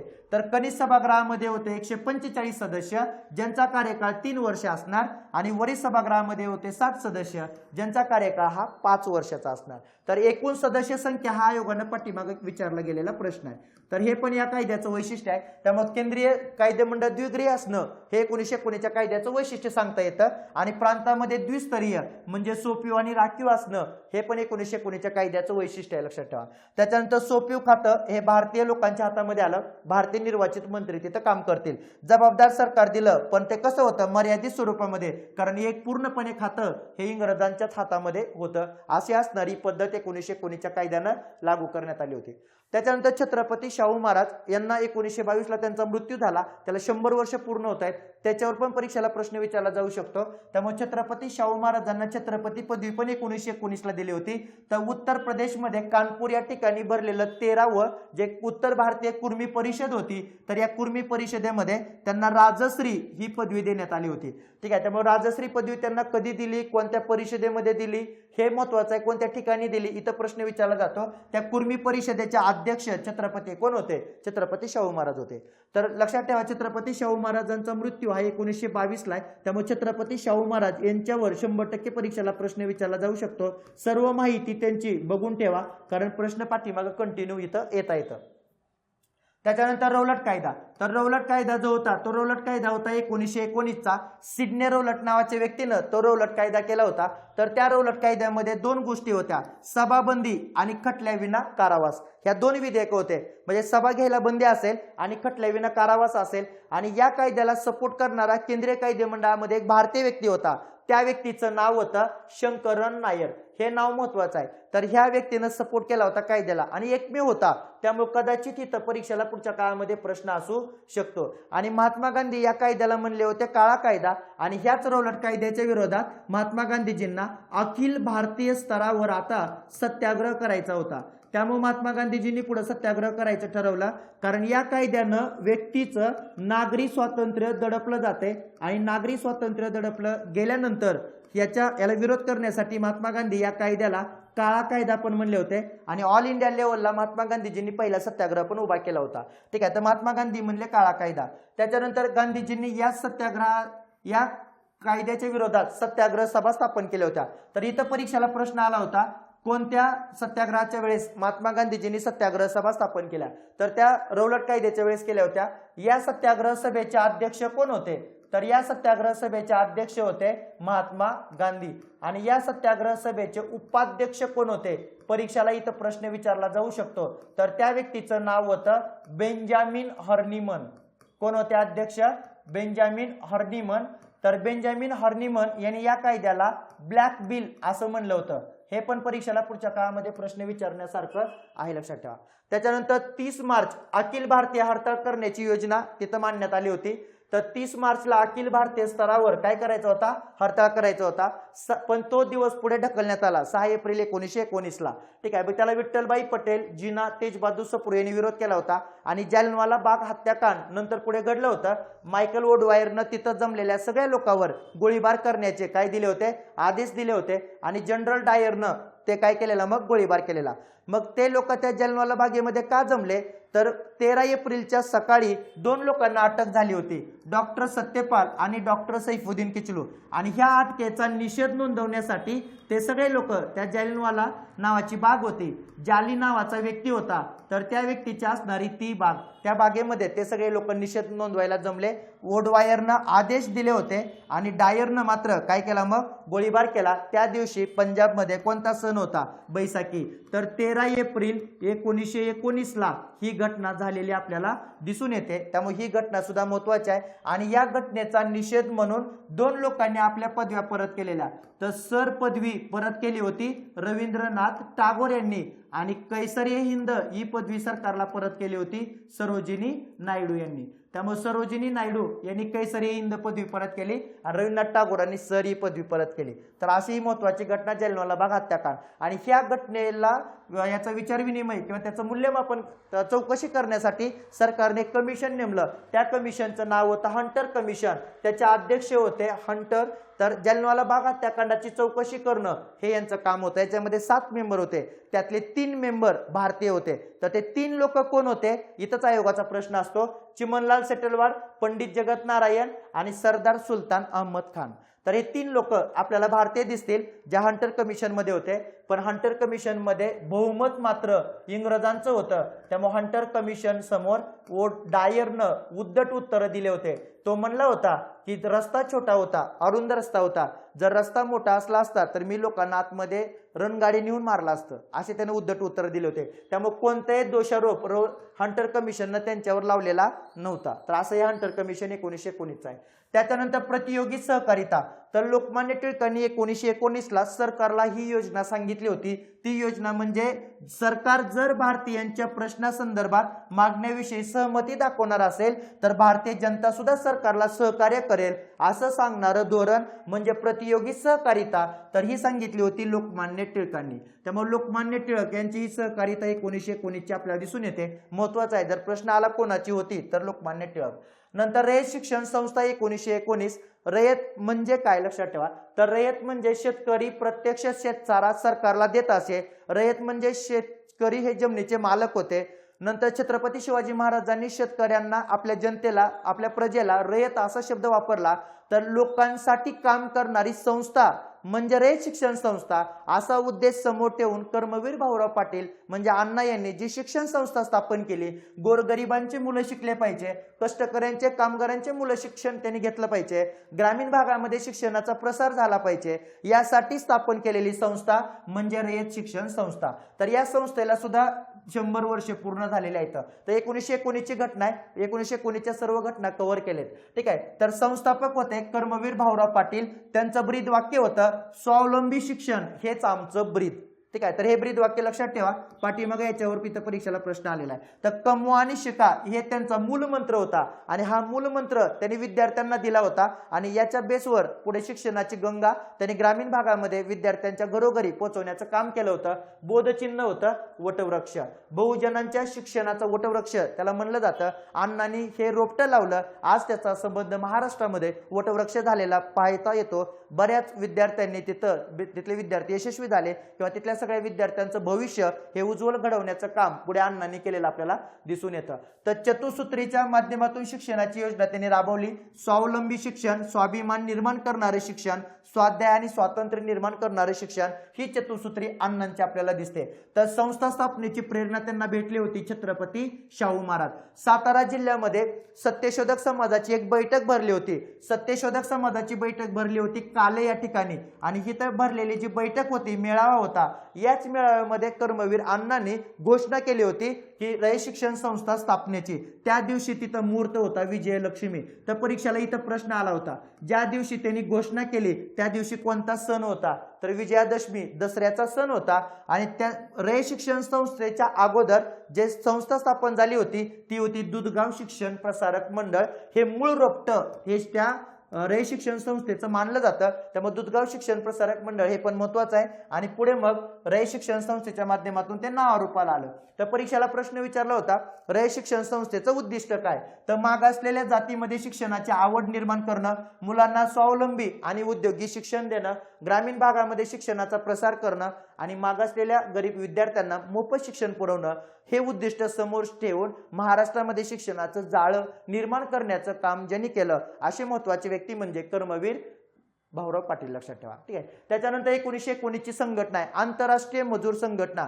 जगातल्या सर्व कामगारांच्या प्रश्नांचा पाठपुरावा करणं आणि कामगारांना न्याय अशी वागणूक देणं, त्यांचे प्रश्न सोडवणं, यासाठी आंतरराष्ट्रीय स्तरावर 1919च्या फरसाईच्या तहानुसार पॅरिसमध्ये भरलेल्या चर्चेमधून जी संघटना उदयाला आली त्या संघटनेचं नाव होतं आंतरराष्ट्रीय मजूर संघटना. तर 1919ला वरसाईचा तह झाला होता पॅरिस या ठिकाणी.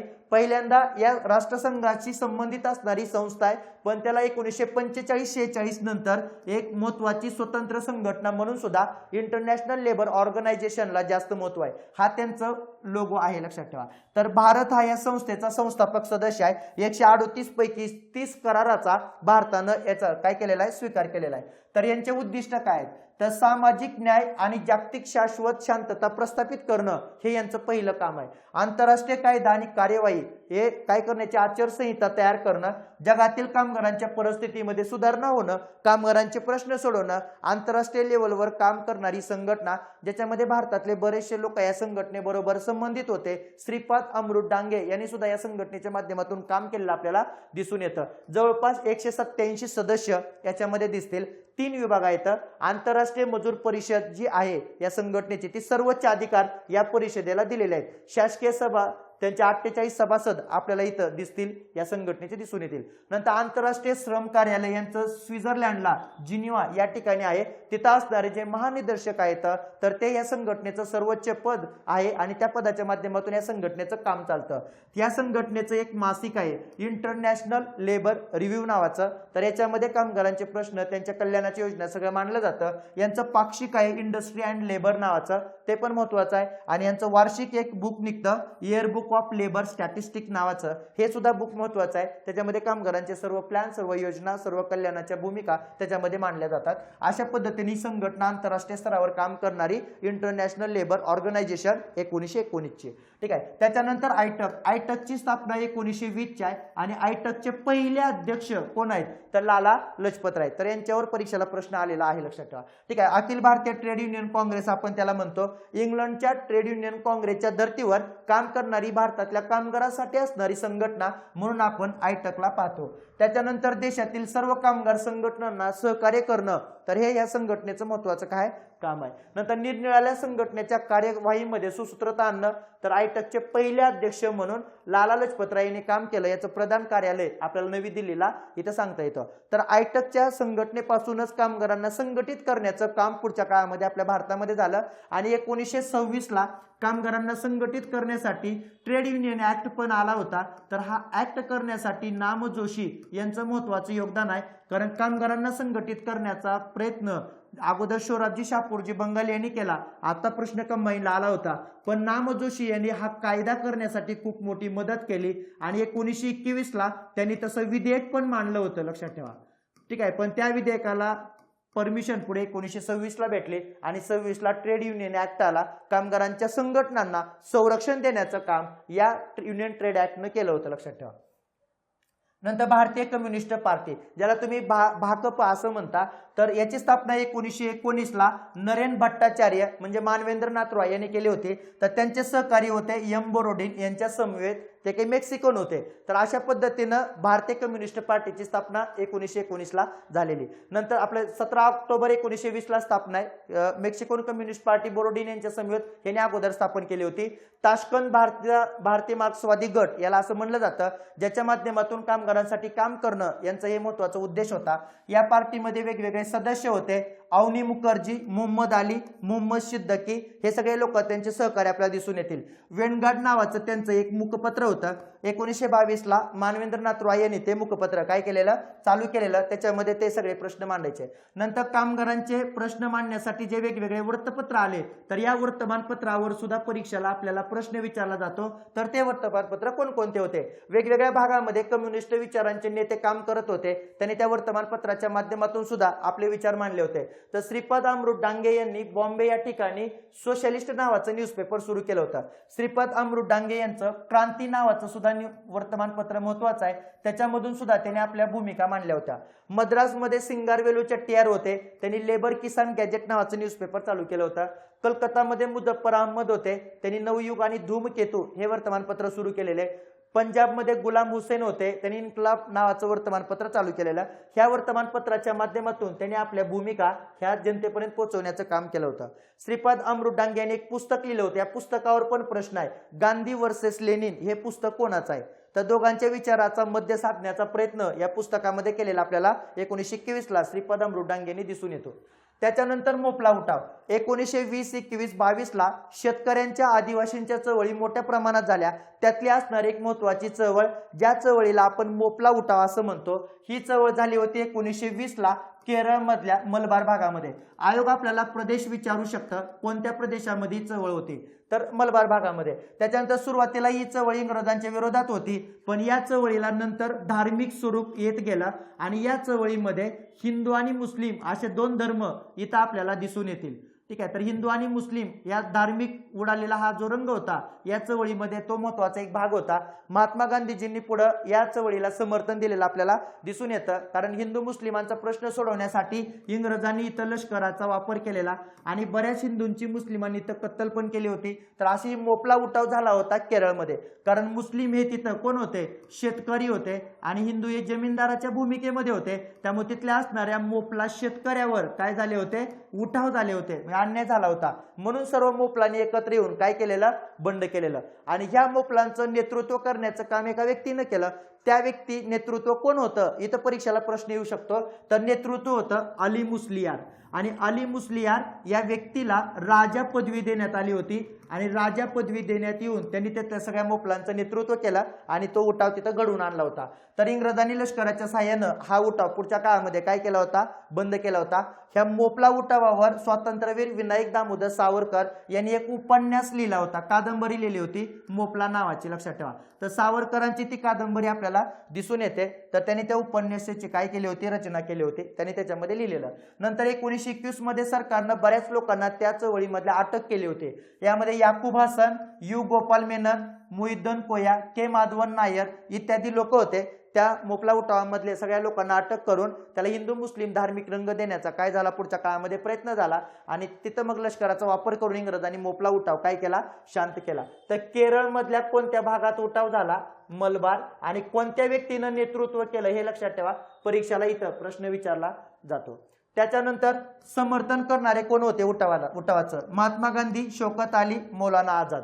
ठीक आहे, मौलाना आझाद आणि शौकत अली यांनी या उठावाचं समर्थन केलं होतं. आणि हिंदू मुस्लिम रंग असल्यामुळे सगळ्यात महत्वाचं काँग्रेसची असहकार चळवळ आणि खिलाफत चळवळ याच काळात चालू होती. त्यामुळे हिंदू मुस्लिम मैत्री असणारा हा कालखंड होता, त्यामुळे त्या उठावाचं पण समर्थन केलेलं. त्याच्यानंतर उत्तर प्रदेश किसान सभा 1918. उत्तर प्रदेश किसान सभेमधून पुढे अवध किसान सभा स्थापन झाली होती. तर या उत्तर प्रदेश किसान सभेची स्थापना उत्तर प्रदेशमध्ये प्रतापगड जिल्ह्यामध्ये खरगाव नावाचं गाव होतं. तर या गावामध्ये त्याची काय झालेली, स्थापना झालेली. मग या उत्तर प्रदेश किसान सभेमध्ये 3 लोक महत्वाचे आहेत, मोतीलाल नेहरू, मदन मोहन मालवीय, गौरीशंकर मिश्र हे 3 लोक इथं संस्थापकाच्या भूमिकेमध्ये आपल्याला दिसतील. इंद्रनारायण द्विवेदी सुद्धा इथं महत्वाचे व्यक्ती होते, ते सुद्धा या संघटनेमध्ये इथं महत्वाचे सदस्य होते. त्यामुळे या सगळ्या लोकांनी उत्तर प्रदेश किसान सभेच्या माध्यमातून शेतकऱ्यांचे प्रश्न सोडवायचा प्रयत्न केला होता.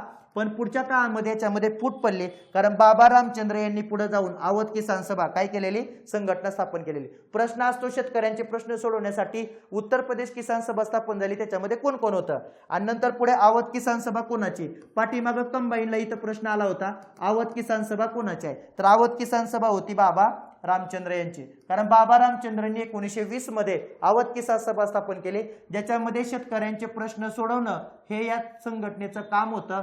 उत्तर प्रदेशमध्ये अवध असणारा जो भाग आहे तर इथे ही संघटना स्थापन केली, त्याच्यामध्ये संस्थापक बाबा रामचंद्र होते. नंतर सहदेव सिंह, अक्षयवर सिंह, माता बदल मुराई, जिंगोरी सिंह हे सगळे सदस्य तिथं होते. पण प्रमुख व्यक्ती म्हणून आपल्याला बाबा रामचंद्र सांगता येतील, जे की महाराष्ट्रातले होते आणि उत्तर भारतामध्ये जाऊन त्यांनी शेतकऱ्यांचं काय केलेलं, संघटन केलेलं. आणि त्याच वेळेस महात्मा गांधीजींची असहकार चळवळ पण चालू होती, त्यामुळे कर न देण्याचा जो मुद्दा होता हा मुद्दा उत्तर प्रदेशमध्ये त्यांनी प्रसिद्ध केलेला, कर न देणं. तर अशा पद्धतीने बाबा रामचंद्र आपल्याला दिसून येतील. नंतर 1920 मध्ये अकाली चळवळ झाली होती, त्याला पण 100 वर्ष पूर्ण होता येतं, कारण गुरुद्वारांना आपली संपत्ती मानणाऱ्या भ्रष्ट महंताच्या विरोधात ती चळवळ होती. तर परीक्षेला आतापर्यंत फक्त एकदा क्वेश्चन आला होता राज्यसेवा मेन्सला की अकाली चळवळीचा उद्देश काय होता. तर अकाली चळवळीचा उद्देश विचारला होता गुरुद्वारांना आपली संपत्ती मानणाऱ्या भ्रष्ट महंताच्या विरोधात असणारी चळवळ. तर अशा पद्धतीने ती अकाली चळवळ पंजाबमध्ये आपल्याला दिसून येतील. त्याच्यानंतर अलीगड मुस्लिम विद्यापीठ 1920, त्या अलीगड मुस्लिम विद्यापीठाला सुद्धा 100 वर्ष काय झाले तर पूर्ण झाले. तर अलीगड मुस्लिम विद्यापीठाचे संस्थापक म्हणून आपल्याला सर सय्यद अहमद खान हे दिसून येतील, कारण सर सय्यद अहमद खाननी पहिल्यांदा मुस्लिमांच्या शिक्षणाचा विचार मांडलेला आणि शिक्षणाचा विचार मांडण्यासाठी त्यांनी अगोदर वेगवेगळ्या संस्था स्थापन केलेल्या. त्या संस्थेमध्ये 1875 ला मोहमेडन अँग्लो ओरिएंटल स्कूल काढलं होतं. पुढे 1877 ला मोहमेडन अँग्लो ओरिएंटल ते कॉलेज बनलं आणि पुढे 1920 ला अलीगड मुस्लिम विद्यापीठामध्ये त्याचं रूपांतर झालं आणि त्याचे संस्थापक मग सर सय्यद अहमद खान आपल्याला दिसतील. उद्देश होता मुस्लिमांना इंग्रजी शिक्षण देणं, इंग्रजी शिक्षण दिलं तर समाजामध्ये प्रगती होईल असं सर सय्यद अहमद खान यांना वाटायचं. त्याचं केंद्र मग आपल्याला अलीगड सांगता येतं. तर त्या अलीगड विद्यापीठाचा हा आपल्याला लोगो दिसून येतो. तर अशा पद्धतीने मुस्लिमांच्या शिक्षणाचं आणि इथून बरेचसे राष्ट्रवादी युवक सुद्धा निर्माण झाले, ज्यांनी पुढे खिलाफत चळवळ असहकार चळवळीमध्ये काय केलं, काम केलं. तर असे असणारं ते विद्यापीठ चालू केलं होतं सर सय्यद अहमद खानने, त्याचे संस्थापक म्हणून आपल्याला ते दिसतील. 1898 ला सर सय्यद अहमद खानचा मृत्यू झाला, पण त्यांनी मांडलेले विचार आणि त्यांनी मांडलेल्या अगोदर संस्था याच्यातून पुढे ती संस्था निर्माण झालेली आपल्याला दिसून येते. नंतर जामिया मिलिया इस्लामिया हे सुद्धा विद्यापीठ महत्वाचं आहे, त्याची सुद्धा निर्मिती 1920 ला. याच्यामध्ये शिकणारे जे तरुण होते मुस्लिम तरुण, तर यांनी सुद्धा महात्मा गांधीजींच्या खिलाफत चळवळ आणि असहकार चळवळीमध्ये भाग घेतलेला. ठीक आहे. तर संस्थापक होते मौलाना मुहम्मद अली, मौलाना शौकत अली, मौलाना मुहम्मद हसन, हकीम अजमल खान, मुख्तार अहमद अन्सारी, अब्दुल मजीद ख्वाजा आणि जाकीर हुसेन या सगळ्या लोकांनी तिथं काय घेतलेला, सहभाग घेतलेला. तर हे सगळे लोक आपल्याला संस्थापकाच्या भूमिकेमध्ये सांगता येतील. हे सगळे लोक त्या विद्यापीठात जामिया मिलिया इस्लामिया विद्यापीठाच्या स्थापनेमध्ये आपल्याला दिसून येतील. 1920 ला या विद्यापीठाचं सरकारनं अनुदान बंद केलं, तर महात्मा गांधीजींनी पैसे देऊन हे संस्था किंवा हे विद्यापीठ चालू ठेवलेलं. तर अशा पद्धतीने त्यांचा लोगो आहे आणि ही त्याला आपल्याला इमारत त्यांची असलेली दिसून येते. त्याच्या खिलाफत चळवळ असहकार चळवळीमध्ये त्यांनी रचनात्मक काम केलेलं. तर पहिले चान्सलर कोण होते, हकीम अजमल खान.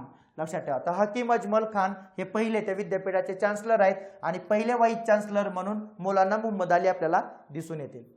त्याच्यानंतर मुळशी सत्याग्रह, मुळशी सत्याग्रहाला सुद्धा 1920 ला 100 वर्ष पूर्ण झाले. तर भारतातील कदाचित जगातील पहिला धरणविरोधी संघर्ष आपल्याला हा दिसून येतो. त्याचं नेतृत्व पांडुरंग महादेव बापट म्हणजे सेनापती बापट आणि तात्यासाहेब करंदीकर. तात्यासाहेब करंदीकर यांच्यावर पाठीमागं प्रश्न आला होता. मुळा आणि निळा नावाच्या 2 नद्या होत्या, तिथं त्या नद्यावर धरण बांधण्याचं काम टाटा कंपनीचं चालू होतं आणि त्यातून वीज निर्मिती मुंबई शहराला करायची होती. पण बऱ्याच शेतकऱ्यांच्या जमिनी तिथं जात होत्या, त्यामुळे शेतकऱ्यांनी केलेला आंदोलन म्हणजे तो मुळशी सत्याग्रह आहे, त्याला सुद्धा 100 वर्ष पूर्ण होत आहेत. तर विनायक बुसकुटे, तात्यासाहेब करंदीकर, त्याच्यानंतर पांडुरंग महादेव म्हणजे सेनापती बापट यांनी तिथं नेतृत्व केलं होतं. आणि मुळशी सत्याग्रहाचे पहिले सत्याग्रही आपल्याला कोण दिसून येतील, तर शंकरराव देव. तर शंकरराव देव हे पहिले सत्याग्रही म्हणून महत्वाचे आहेत. तर असा तो लढा तिथं उभा केलेला पाण्यासाठी झालेला हा भारतातील नाही तर जगातील पहिला लढा आपल्याला इथला दिसून येतो 1920चा. ठीक आहे. त्यामुळे निळा आणि मुळा नावाच्या ज्या दोन नद्या होत्या त्याच्या संगमावर धरण बांधायचं चालू होतं आणि हे धरण तिथं शेतकऱ्यांच्या जमिनी गेल्या होत्या. तर शेतकऱ्यांनी सत्याग्रहाची सुरुवात 16 एप्रिल 1921ला. कुठला दिवस होता? रामनवमी. हे महत्वाचं आहे. असे जे उत्सव सण आहेत का ते लक्षात ठेवा. इथं परीक्षेला प्रश्न विचारला जाऊ शकतो. पहिले सत्याग्रही होते शंकरराव देव. त्याच्यानंतर नरेंद्र मंडळ 1919ला आलं होतं. त्याला चेंबर ऑफ प्रिन्सेस असं म्हणतात. तर मॉन्टेगो चेम्सफोर्ड सुधारणा जो कायदा होता तर त्या सुधारणा कायद्याच्या अहवालानुसार ते आलं होतं. तर विशेष म्हणजे 8 फेब्रुवारी 1921ला त्या मंडळाची स्थापना झालेली. त्याला आपण नरेंद्र मंडळ असं म्हणतो. हे मंडळ एक सल्लागाराच्या स्वरूपामध्ये होतं. त्यांनी फक्त सरकारला सल्ला द्यायचा होता. त्यामुळे सल्लागार स्वरूपामध्ये असणार हे नरेंद्र मंडळाची स्थापना 1921ची आहे. तर त्याचा अध्यक्ष असणार होता व्हाईसराय. जो पण भारतामध्ये व्हाईसराय त्या काळामध्ये असेल तो त्याचा अध्यक्ष असेल. 1921ला व्हाईसराय होता रीडिंग नावाचा व्यक्ती, लक्षात ठेवा. ठीक आहे. त्याच्यानंतर संस्थानातील संस्थानिक या मंडळाचे सदस्य असणार. स्वरूप सल्लागार मंडळ असणार. प्रथम चान्सलर बिकानेरचे राजा होते राजा गंगासिंह. तर हे राजा गंगासिंह त्याचे पहिले काय होते? चान्सलर होते. तर असं हे चित्र एकत्रित स्वरूपामध्ये आपल्याला नरेंद्र मंडळाचं इथं दिसून येतं. तर हे 1921ला आलेलं आहे. 1919च्या कायद्यानुसार स्थापन झालेले नरेंद्र मंडळ आहे. प्रश्न विचारते 100 वर्ष पूर्ण झाले. नंतर चौरी चौरा जो प्रकरण झालं त्याला सुद्धा आता 100 वर्ष पूर्ण होता येतं. तर 1922चं असणारी घटना आहे त्याला 100 वर्ष पूर्ण झालेत.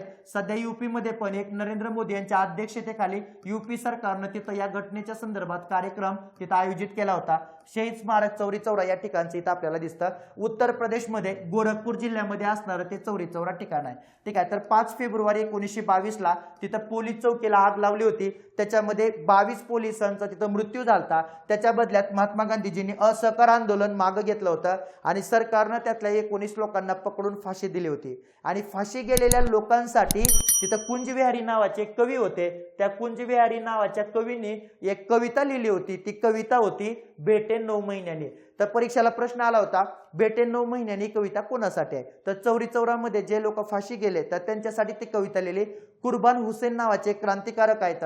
तर त्यांचं पुढे असं म्हणणं होतं किंवा त्यांनी अशी इच्छा प्रदर्शित केली होती की मला ही कविता म्हणत मला फासावर तुम्ही चढवा बेटे 9 महिन्यांनी. तर ती कविता होती कुंजविहारी यांची. ज्या चौरी चौरामध्ये घडलेल्या घटनेच्या संदर्भात ती कविता त्यांनी लिहिलेली. नंतर हडप्पा संस्कृती किंवा सिंधू संस्कृती. तर या संस्कृतीला सुद्धा 100 वर्ष पूर्ण झालेले आपल्याला दिसून येतील. या संस्कृतीचे अवशेष आपल्याला सिंधू नदीच्या खोऱ्यामध्ये सापडतात आणि 1921-22ला या संस्कृतीचा शोध लागला होता. त्याला सुद्धा आपल्याला 100 वर्ष पूर्ण झालेले दिसून येतील. त्यामुळे याच्यावर प्राचीन भारताच्या इतिहासामध्ये 100% प्रश्न विचारतील.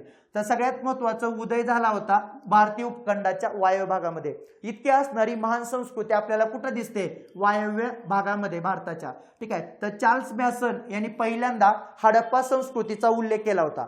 तर हडप्पा संस्कृतीचा पहिला उल्लेख आला होता 1826ला चार्ल्स मॅसन यांच्या माध्यमातून. कॅनिंगहम जे की भारतीय पुरातत्व विद्येचे जनक आपण त्यांना म्हणतो. तर त्यांनी पहिल्यांदा हडप्पाचं सर्वेक्षण केलं होतं. त्यांना पुरातत्व विद्येचे जनक सुद्धा म्हणलं जातं. जॉन मार्चेंट असे व्यक्ती होते ज्यांनी पहिल्यांदा इंडस सिव्हिलायझेशन हा शब्द प्रयोग केलेला. सिंधू नदीला इंडस असं म्हणलं जातं. तर इंडस सिव्हिलायझेशन त्याच्या काठी असणारी संस्कृती म्हणजे ही संस्कृती याचा शब्द प्रयोग पहिल्यांदा कोणी केला? तर जॉन मार्शल यांनी केला. हे बर्नस म्हणले होते सिंधू नदी काठी एखादं शहर असू शकतं आणि तिथं मग पुढे उत्खनन चालू केलं. त्याच्यानंतर हे कॅनिंगहम ज्यावेळेस सर्वेक्षणासाठी गेले त्यावेळेस त्यांना तिथं काही विटा दिसल्या आणि ह्या विटा निश्चितच साध्या नव्हत्या. त्यांना वाटलं की ह्या विटाच्या खाली सुद्धा एखादं काय असू शकतं? शहर असू शकतं. कारण लाहोरला रेल्वे मार्गाचं काम चालू होतं आणि हे काम चालू असतानाच तिथं ते उत्खननामध्ये त्या पुढच्या काळामध्ये तिथं शहराची निर्मिती झाली. त्या ठिकाणी पहिलं शहर सापडलं हडप्पा. म्हणून त्या शहराला आपण काय म्हणतो? हडप्पा संस्कृती असं म्हणतो. 1921ला दयाराम साहनी यांनी हडप्पा या ठिकाणी संशोधन केलं आणि 1922ला राखालदास बॅनर्जी यांना मोहनजोदडो हे तिथं शहर सापडलं. हे दोन शहर त्या संस्कृतीचे महत्वाचे शहर आहेत. हडप्पा हे ठिकाण पहिल्यांदा सापडलं म्हणून त्या संस्कृतीला हडप्पा संस्कृती असं म्हणतात. संशोधनाचा एक नियम असतो ज्या ठिकाणी पहिलं शहर सापडलं त्या शहराचं नाव त्या संस्कृतीला द्या. म्हणून पुढे हडप्पा संस्कृती असं त्याला म्हणलं गेलं. आणि ही संस्कृती ज्या नदी काठी वसली ती नदी होती सिंधू नदी म्हणून त्याला म्हणतात सिंधू संस्कृती. ठीक आहे. त्याच्यानंतर उत्तर संस्कृती हडप्पा संस्कृतीच्या सीमा असा परीक्षेला प्रश्न विचारला जातो. म्हणजे लक्षात ठेवा, उत्तरेची सीमा, दक्षिणेची सीमा, पश्चिम आणि पूर्व. उत्तरेला सगळं उत्तर काश्मीरमध्ये आपल्याला मांडा नावाचं ठिकाण आहे, ही उत्तर सीमा आहे. दक्षिण महाराष्ट्रामध्ये आहे दायमाबाद, तर महाराष्ट्रामध्ये दायमाबाद आहे. पूर्वेला सुटकांजंदर हे मकराना कोस्ट मध्ये आपल्याला दिसतं, तर हे ठिकाण. आणि इकडे मग तुम्हाला सांगता येतं आलमगीर पूर्व सीमा यूपी मध्ये आहे, तर आलमगीर ही सीमा. म्हणजे प्रश्न आला होता हडप्पा संस्कृतीच्या किंवा सिंधू संस्कृतीच्या सीमा यांच्या जोड्या लावा, पूर्व पश्चिम उत्तर दक्षिण. ठीक आहे, त्यामुळे उत्तर सीमा मांडा, दक्षिण सीमा दायमाबाद महाराष्ट्रामध्ये, पूर्व सीमा आलमगीर यूपी मध्ये आणि पश्चिम सीमा सुटकांजंदर जे मकराना कोस्ट मध्ये. तर अशा पद्धतीने या सीमा आपल्याला दिसतील आणि ह्या सीमेमध्ये ही संस्कृती निवास करताना दिसते. जगामध्ये असणाऱ्या संस्कृतीमध्ये सुद्धा श्रेष्ठ संस्कृती म्हणून सिंधू संस्कृतीला ओळखलं जातं. पहिल्यांदा नद्याकाठच्या वेगवेगळ्या संस्कृती होत्या, मग भारतामध्ये भारतीय उपखंडामध्ये सुद्धा नदीकाठी असणारी संस्कृती म्हणून नद्याकाठच्या मेसोपोटोमिया, होयांग ही संस्कृती चीनची असेल, नाईल नदीच्या काठी वसलेली इजिप्तची संस्कृती असेल, तर या संस्कृतीमध्ये सुद्धा आपल्या भारताच्या वायुभागामध्ये सापडलेली ही सिंधू संस्कृती म्हणून सुद्धा तिला जास्त महत्व आहे. तर पूर्ण नकाशामध्ये जर आपण बघितला, जर नकाशामध्ये जर आपण या संस्कृतीचा विस्तार पाहिला, तर विस्तार अशा पद्धतीने तुम्हाला इथं दिसून येईल. हा जो पूर्ण भाग आहे, तर या पूर्ण भागामध्ये ही संस्कृती निवास करताना आपल्याला दिसेल. तर अशा पद्धतीने ही संस्कृती, या संस्कृतीच्या हे ठिकाणं मांडा सगळ्यात उत्तरेला, त्याच्यानंतर सुटकांजंदर येत आहे त्या दायमाबाद महाराष्ट्रामध्ये आणि आलमगीर हे नेपाळच्या भागामध्ये. तर या सीमा याच्यामध्ये असलेली संस्कृती. मग याच्यामध्ये वेगवेगळे शहर आहेत, या शहराचे वैशिष्ट्य आपल्याला परीक्षेला विचारले जातात. पुढे एक तुम्हाला मी टेबल दिलेला आहे, ते टेबल व्यवस्थित करा, त्याच्यावर परीक्षेला प्रश्न येऊ शकतो. ठीक आहे, तर कला सगळ्यात महत्वाचं, मोहनजोदडो मध्ये एक पुरोहिताचं धड सापडले किंवा एक शिर सापडले, तर हे आपल्याला दिसून येतं. ह्याच्यावर असणारी नक्षीकाम, त्याच्यावरचे कलाकुसर, याच्यावरून त्या काळातल्या आपल्याला कलेचा काय येतो, अंदाज येतो. चित्रकला ही मातीच्या भांड्यावर जास्त मोठ्या प्रमाणात तिथं सापडली आहे, कारण मातीच्या भांड्यावर तिथं कोरून ते सगळे लोक मातीच्या भांड्यावर मृद भांड्याच्या माध्यमातून आपल्या कलेचा त्यांनी विकास केलेला इथं दिसून येतो. त्यामुळे चित्रकला ही मातीच्या भांड्यावर जास्तीत जास्त कोरलेली दिसून येते. मोहनजोदडो या ठिकाणी काश्याची नर्तिकेची मूर्ती सापडली आहे, ज्याची उंची 11.5 सेंटीमीटर आपल्याला दिसून येते. तर हे पुरोहिताचं धड महत्वाचं आहे, जे की कुठं सापडलं, मोहनजोदडोला. त्याच्यानंतर लिपी कशा पद्धतीची होती, तर लिपी हे चौरस आकार आपल्याला दिसतो. हा चौरस आकार, या चौरस आकारामध्ये त्या दगडावरती लिपी कोरलेली आहे. तर मुद्रा या चौरसाकृती किंवा आपल्याला आयताकृती दिसतात. तर सगळ्यात महत्वाचं, कुठल्या खडकाचा वापर केला जात होता या मुद्रा तयार करण्यासाठी, तर स्टिटाईट नावाचा मृदू खडक आहे. तर या स्टिटाईटवर परीक्षेला पाठीमागं काय आलेला, प्रश्न आलेला. तर पुढच्या काळामध्ये विचारतील त्याचा आकार कसा होता, चौरसाकृती. याच्यावर वेगवेगळे प्राणी होते, बैल होता, रेडा, वाघ, मेंढा, हत्ती, या सगळ्याची चित्र त्याच्यावर कोरलेले. तर आपल्याला एकशिंगे असणारा जो गेंडा होता का, त्याचे सगळ्यात जास्त चित्र दिसतात. आता हा जो एकशिंगे तुम्हाला इथं गेंडा दिसतोय, तर हे एकशिंगे असणारा गेंडा, तर ह्या गेंड्याचं असणारे चित्र, तर याच्यावर हे जास्त मोठ्या प्रमाणात कोरलेलं आहे. आणि याच्यावर यू आकार, यू अक्षर हे इंग्रजी मधलं आपल्याला जास्त वेळा दिसतं. तर हे जे यू अक्षर आहे ते अशा पद्धतीने आहे, लक्षात ठेवा. तर यू अक्षर आणि एकशिंगी गेंडा हे सगळ्यात जास्त अशा मुद्रा सापडलेल्या आहेत त्या संस्कृतीमध्ये. त्याच्यानंतर याचे चित्र आणि वेगवेगळं लिखाण पण दिसतं. एकशिंगी पशुचे आपल्याला त्या सगळे चित्र दिसतील. माशाचं चिन्ह सुद्धा सर्वाधिक मोठ्या प्रमाणात तिथं वापरलेलं आपल्याला दिसून येतं. त्याच्यानंतर मेहरगड हे एक महत्वाचं ठिकाण आहे बलुचिस्तानमध्ये आज.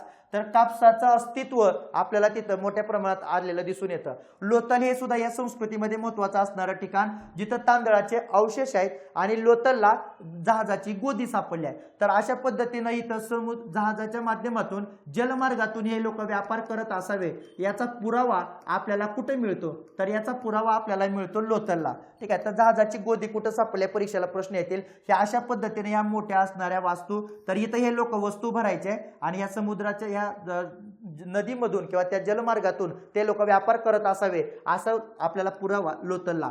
कालीबंगन, नांगरलेलं शेत किंवा नांगरलेल्या शेताचा तुकडा आपल्याला इथं दिसतो, लक्षात ठेवा. कालीबंगन, तिथं मोठ्या प्रमाणात काळ्या बांगड्या पण दिसतात, त्याच्यावरून आपल्याला कालीबंगन असं त्याचं नाव त्याचं पडलेलं दिसून येतं. डोलविरा जलसिंचनाचा स्त्रोत किंवा जलसिंचनाची साधनं ज्या ठिकाणी दिसतील तर तो भाग म्हणजे हा डोलविरा, तो शेतीसाठी तिथं मोठ्या प्रमाणात वापर केलेला आहे. सार्वजनिक स्नानगृह आपल्याला कुठं दिसतं तर सार्वजनिक स्नानगृह हे आपल्याला दिसतं कुठं तर मोहनजोदडो या ठिकाणी. तर आयोगानं हे विचारलं होतं लांबी रुंदी आणि खोली त्याची किती होती, हा प्रश्न आलेला. ठीक आहे, 12 मीटर लांब, 7 मीटर रुंद आणि 2.5 मीटर खोल आपल्याला दिसतं. ज्याला उतरण्यासाठी इथं पायऱ्याचा वापर केलेला आपल्याला दिसतो आणि शेजारी त्याचे काय होती विहीर होती. या विहिरीचा पण पुरावा तिथं आपल्याला दिसून येतो. तर असं सार्वजनिक महास्नानगृह आपल्याला कोणत्या ठिकाणी दिसतं मोहनजोदडो. मोहनजोदडोचं एक वैशिष्ट्य आहे, जे शहर पुरामुळे काय झालं नष्ट झालं असं शहर कोणतं तर हे मोहनजोदडो. त्याच्यानंतर दोन्ही बाजूनी जिने आपल्याला दिसतील, बाहेरच्या भिंती 7-8 फूट रुंदीच्या आपल्याला हे दिसतील. ठीक आहे, त्याची रुंदी आहे. त्याच्यानंतर फरशी बाचक्या विटांनी बनवल्या आहेत. तिथं लगतच एक मोठी विहीर दिसते, तर ही विहीर इथं आहे. तर अशा पद्धतीनं सार्वजनिक महास्नानगृह कोणत्या ठिकाणी त्याचा उल्लेख आहे तर मोहनजोदडोला. नंतर धान्याचं कोठार कालीबंगन, लोथल, हडप्पा या ठिकाणी आपल्याला ते धान्याचं काय दिसतं कोठार दिसतं. तर अशा पद्धतीनं धान्याच्या कोठाराचा धान्य साठवण्यासाठी वापर करत असावे याचा उदाहरण आपल्याला लोथल आणि कालीबंगन या ठिकाणी मोठ्या प्रमाणात दिसून येतं, लक्षात ठेवा. ठीक आहे, तर अशा पद्धतीने आपला हा पूर्ण टॉपिक आहे. जर तुम्हाला जास्तीत जास्त माहिती आणि अजून व्हिडिओ हवे असतील तर आपला टेलिग्राम चॅनल जॉईन करून ठेवा. हिस्ट्री 188 हा आपला टेलिग्राम चॅनल आहे. तर हिस्ट्री 188 या टेलिग्राम चॅनलवर तुम्हाला नोट्स पण भेटतील या व्हिडिओच्या. आणि विशेष म्हणजे या व्हिडिओमध्ये तुम्हाला सगळी जी माहिती आहे ते माहिती प्लस सराव प्रश्न, तर या सगळ्याची माहिती तुम्हाला हिस्ट्री 188 हा आपला टेलिग्राम चॅनल आहे. तर सगळ्यांनी नक्की जॉईन करून ठेवा, सगळी माहिती तुम्हाला तिथं भेटेल. आणि अशा पद्धतीनं आपला हा 100 वर्ष पूर्ण झालेला हा व्हिडिओ येणाऱ्या काळामध्ये निश्चितच परीक्षेला खूप उपयोगी पडेल. कारण खूप सगळी माहिती इथं सांगायचा प्रयत्न केला तर त्या माहिती निश्चित एकदा रिव्हिजन करून जा, येणाऱ्या परीक्षेला प्रश्न येईल. अजून असे सगळे व्हिडिओ बघण्यासाठी या व्हिडिओच्या खाली या यूट्यूबमध्ये तुम्हाला डिस्क्रिप्शन बॉक्समध्ये तिथं लिंक सर्व दिलेल्या आहेत, त्या सगळ्या लिंकवर जाऊन सगळे व्हिडिओ बघा आणि यूट्यूबला सबस्क्राईब करा, कमेंट करा, लाईक करा. हा व्हिडिओ निश्चितच आपल्या खूप सगळ्या विद्यार्थी मित्रांपर्यंत पोहोचवा. यासाठी सर्वांचे खूप खूप आभार. धन्यवाद.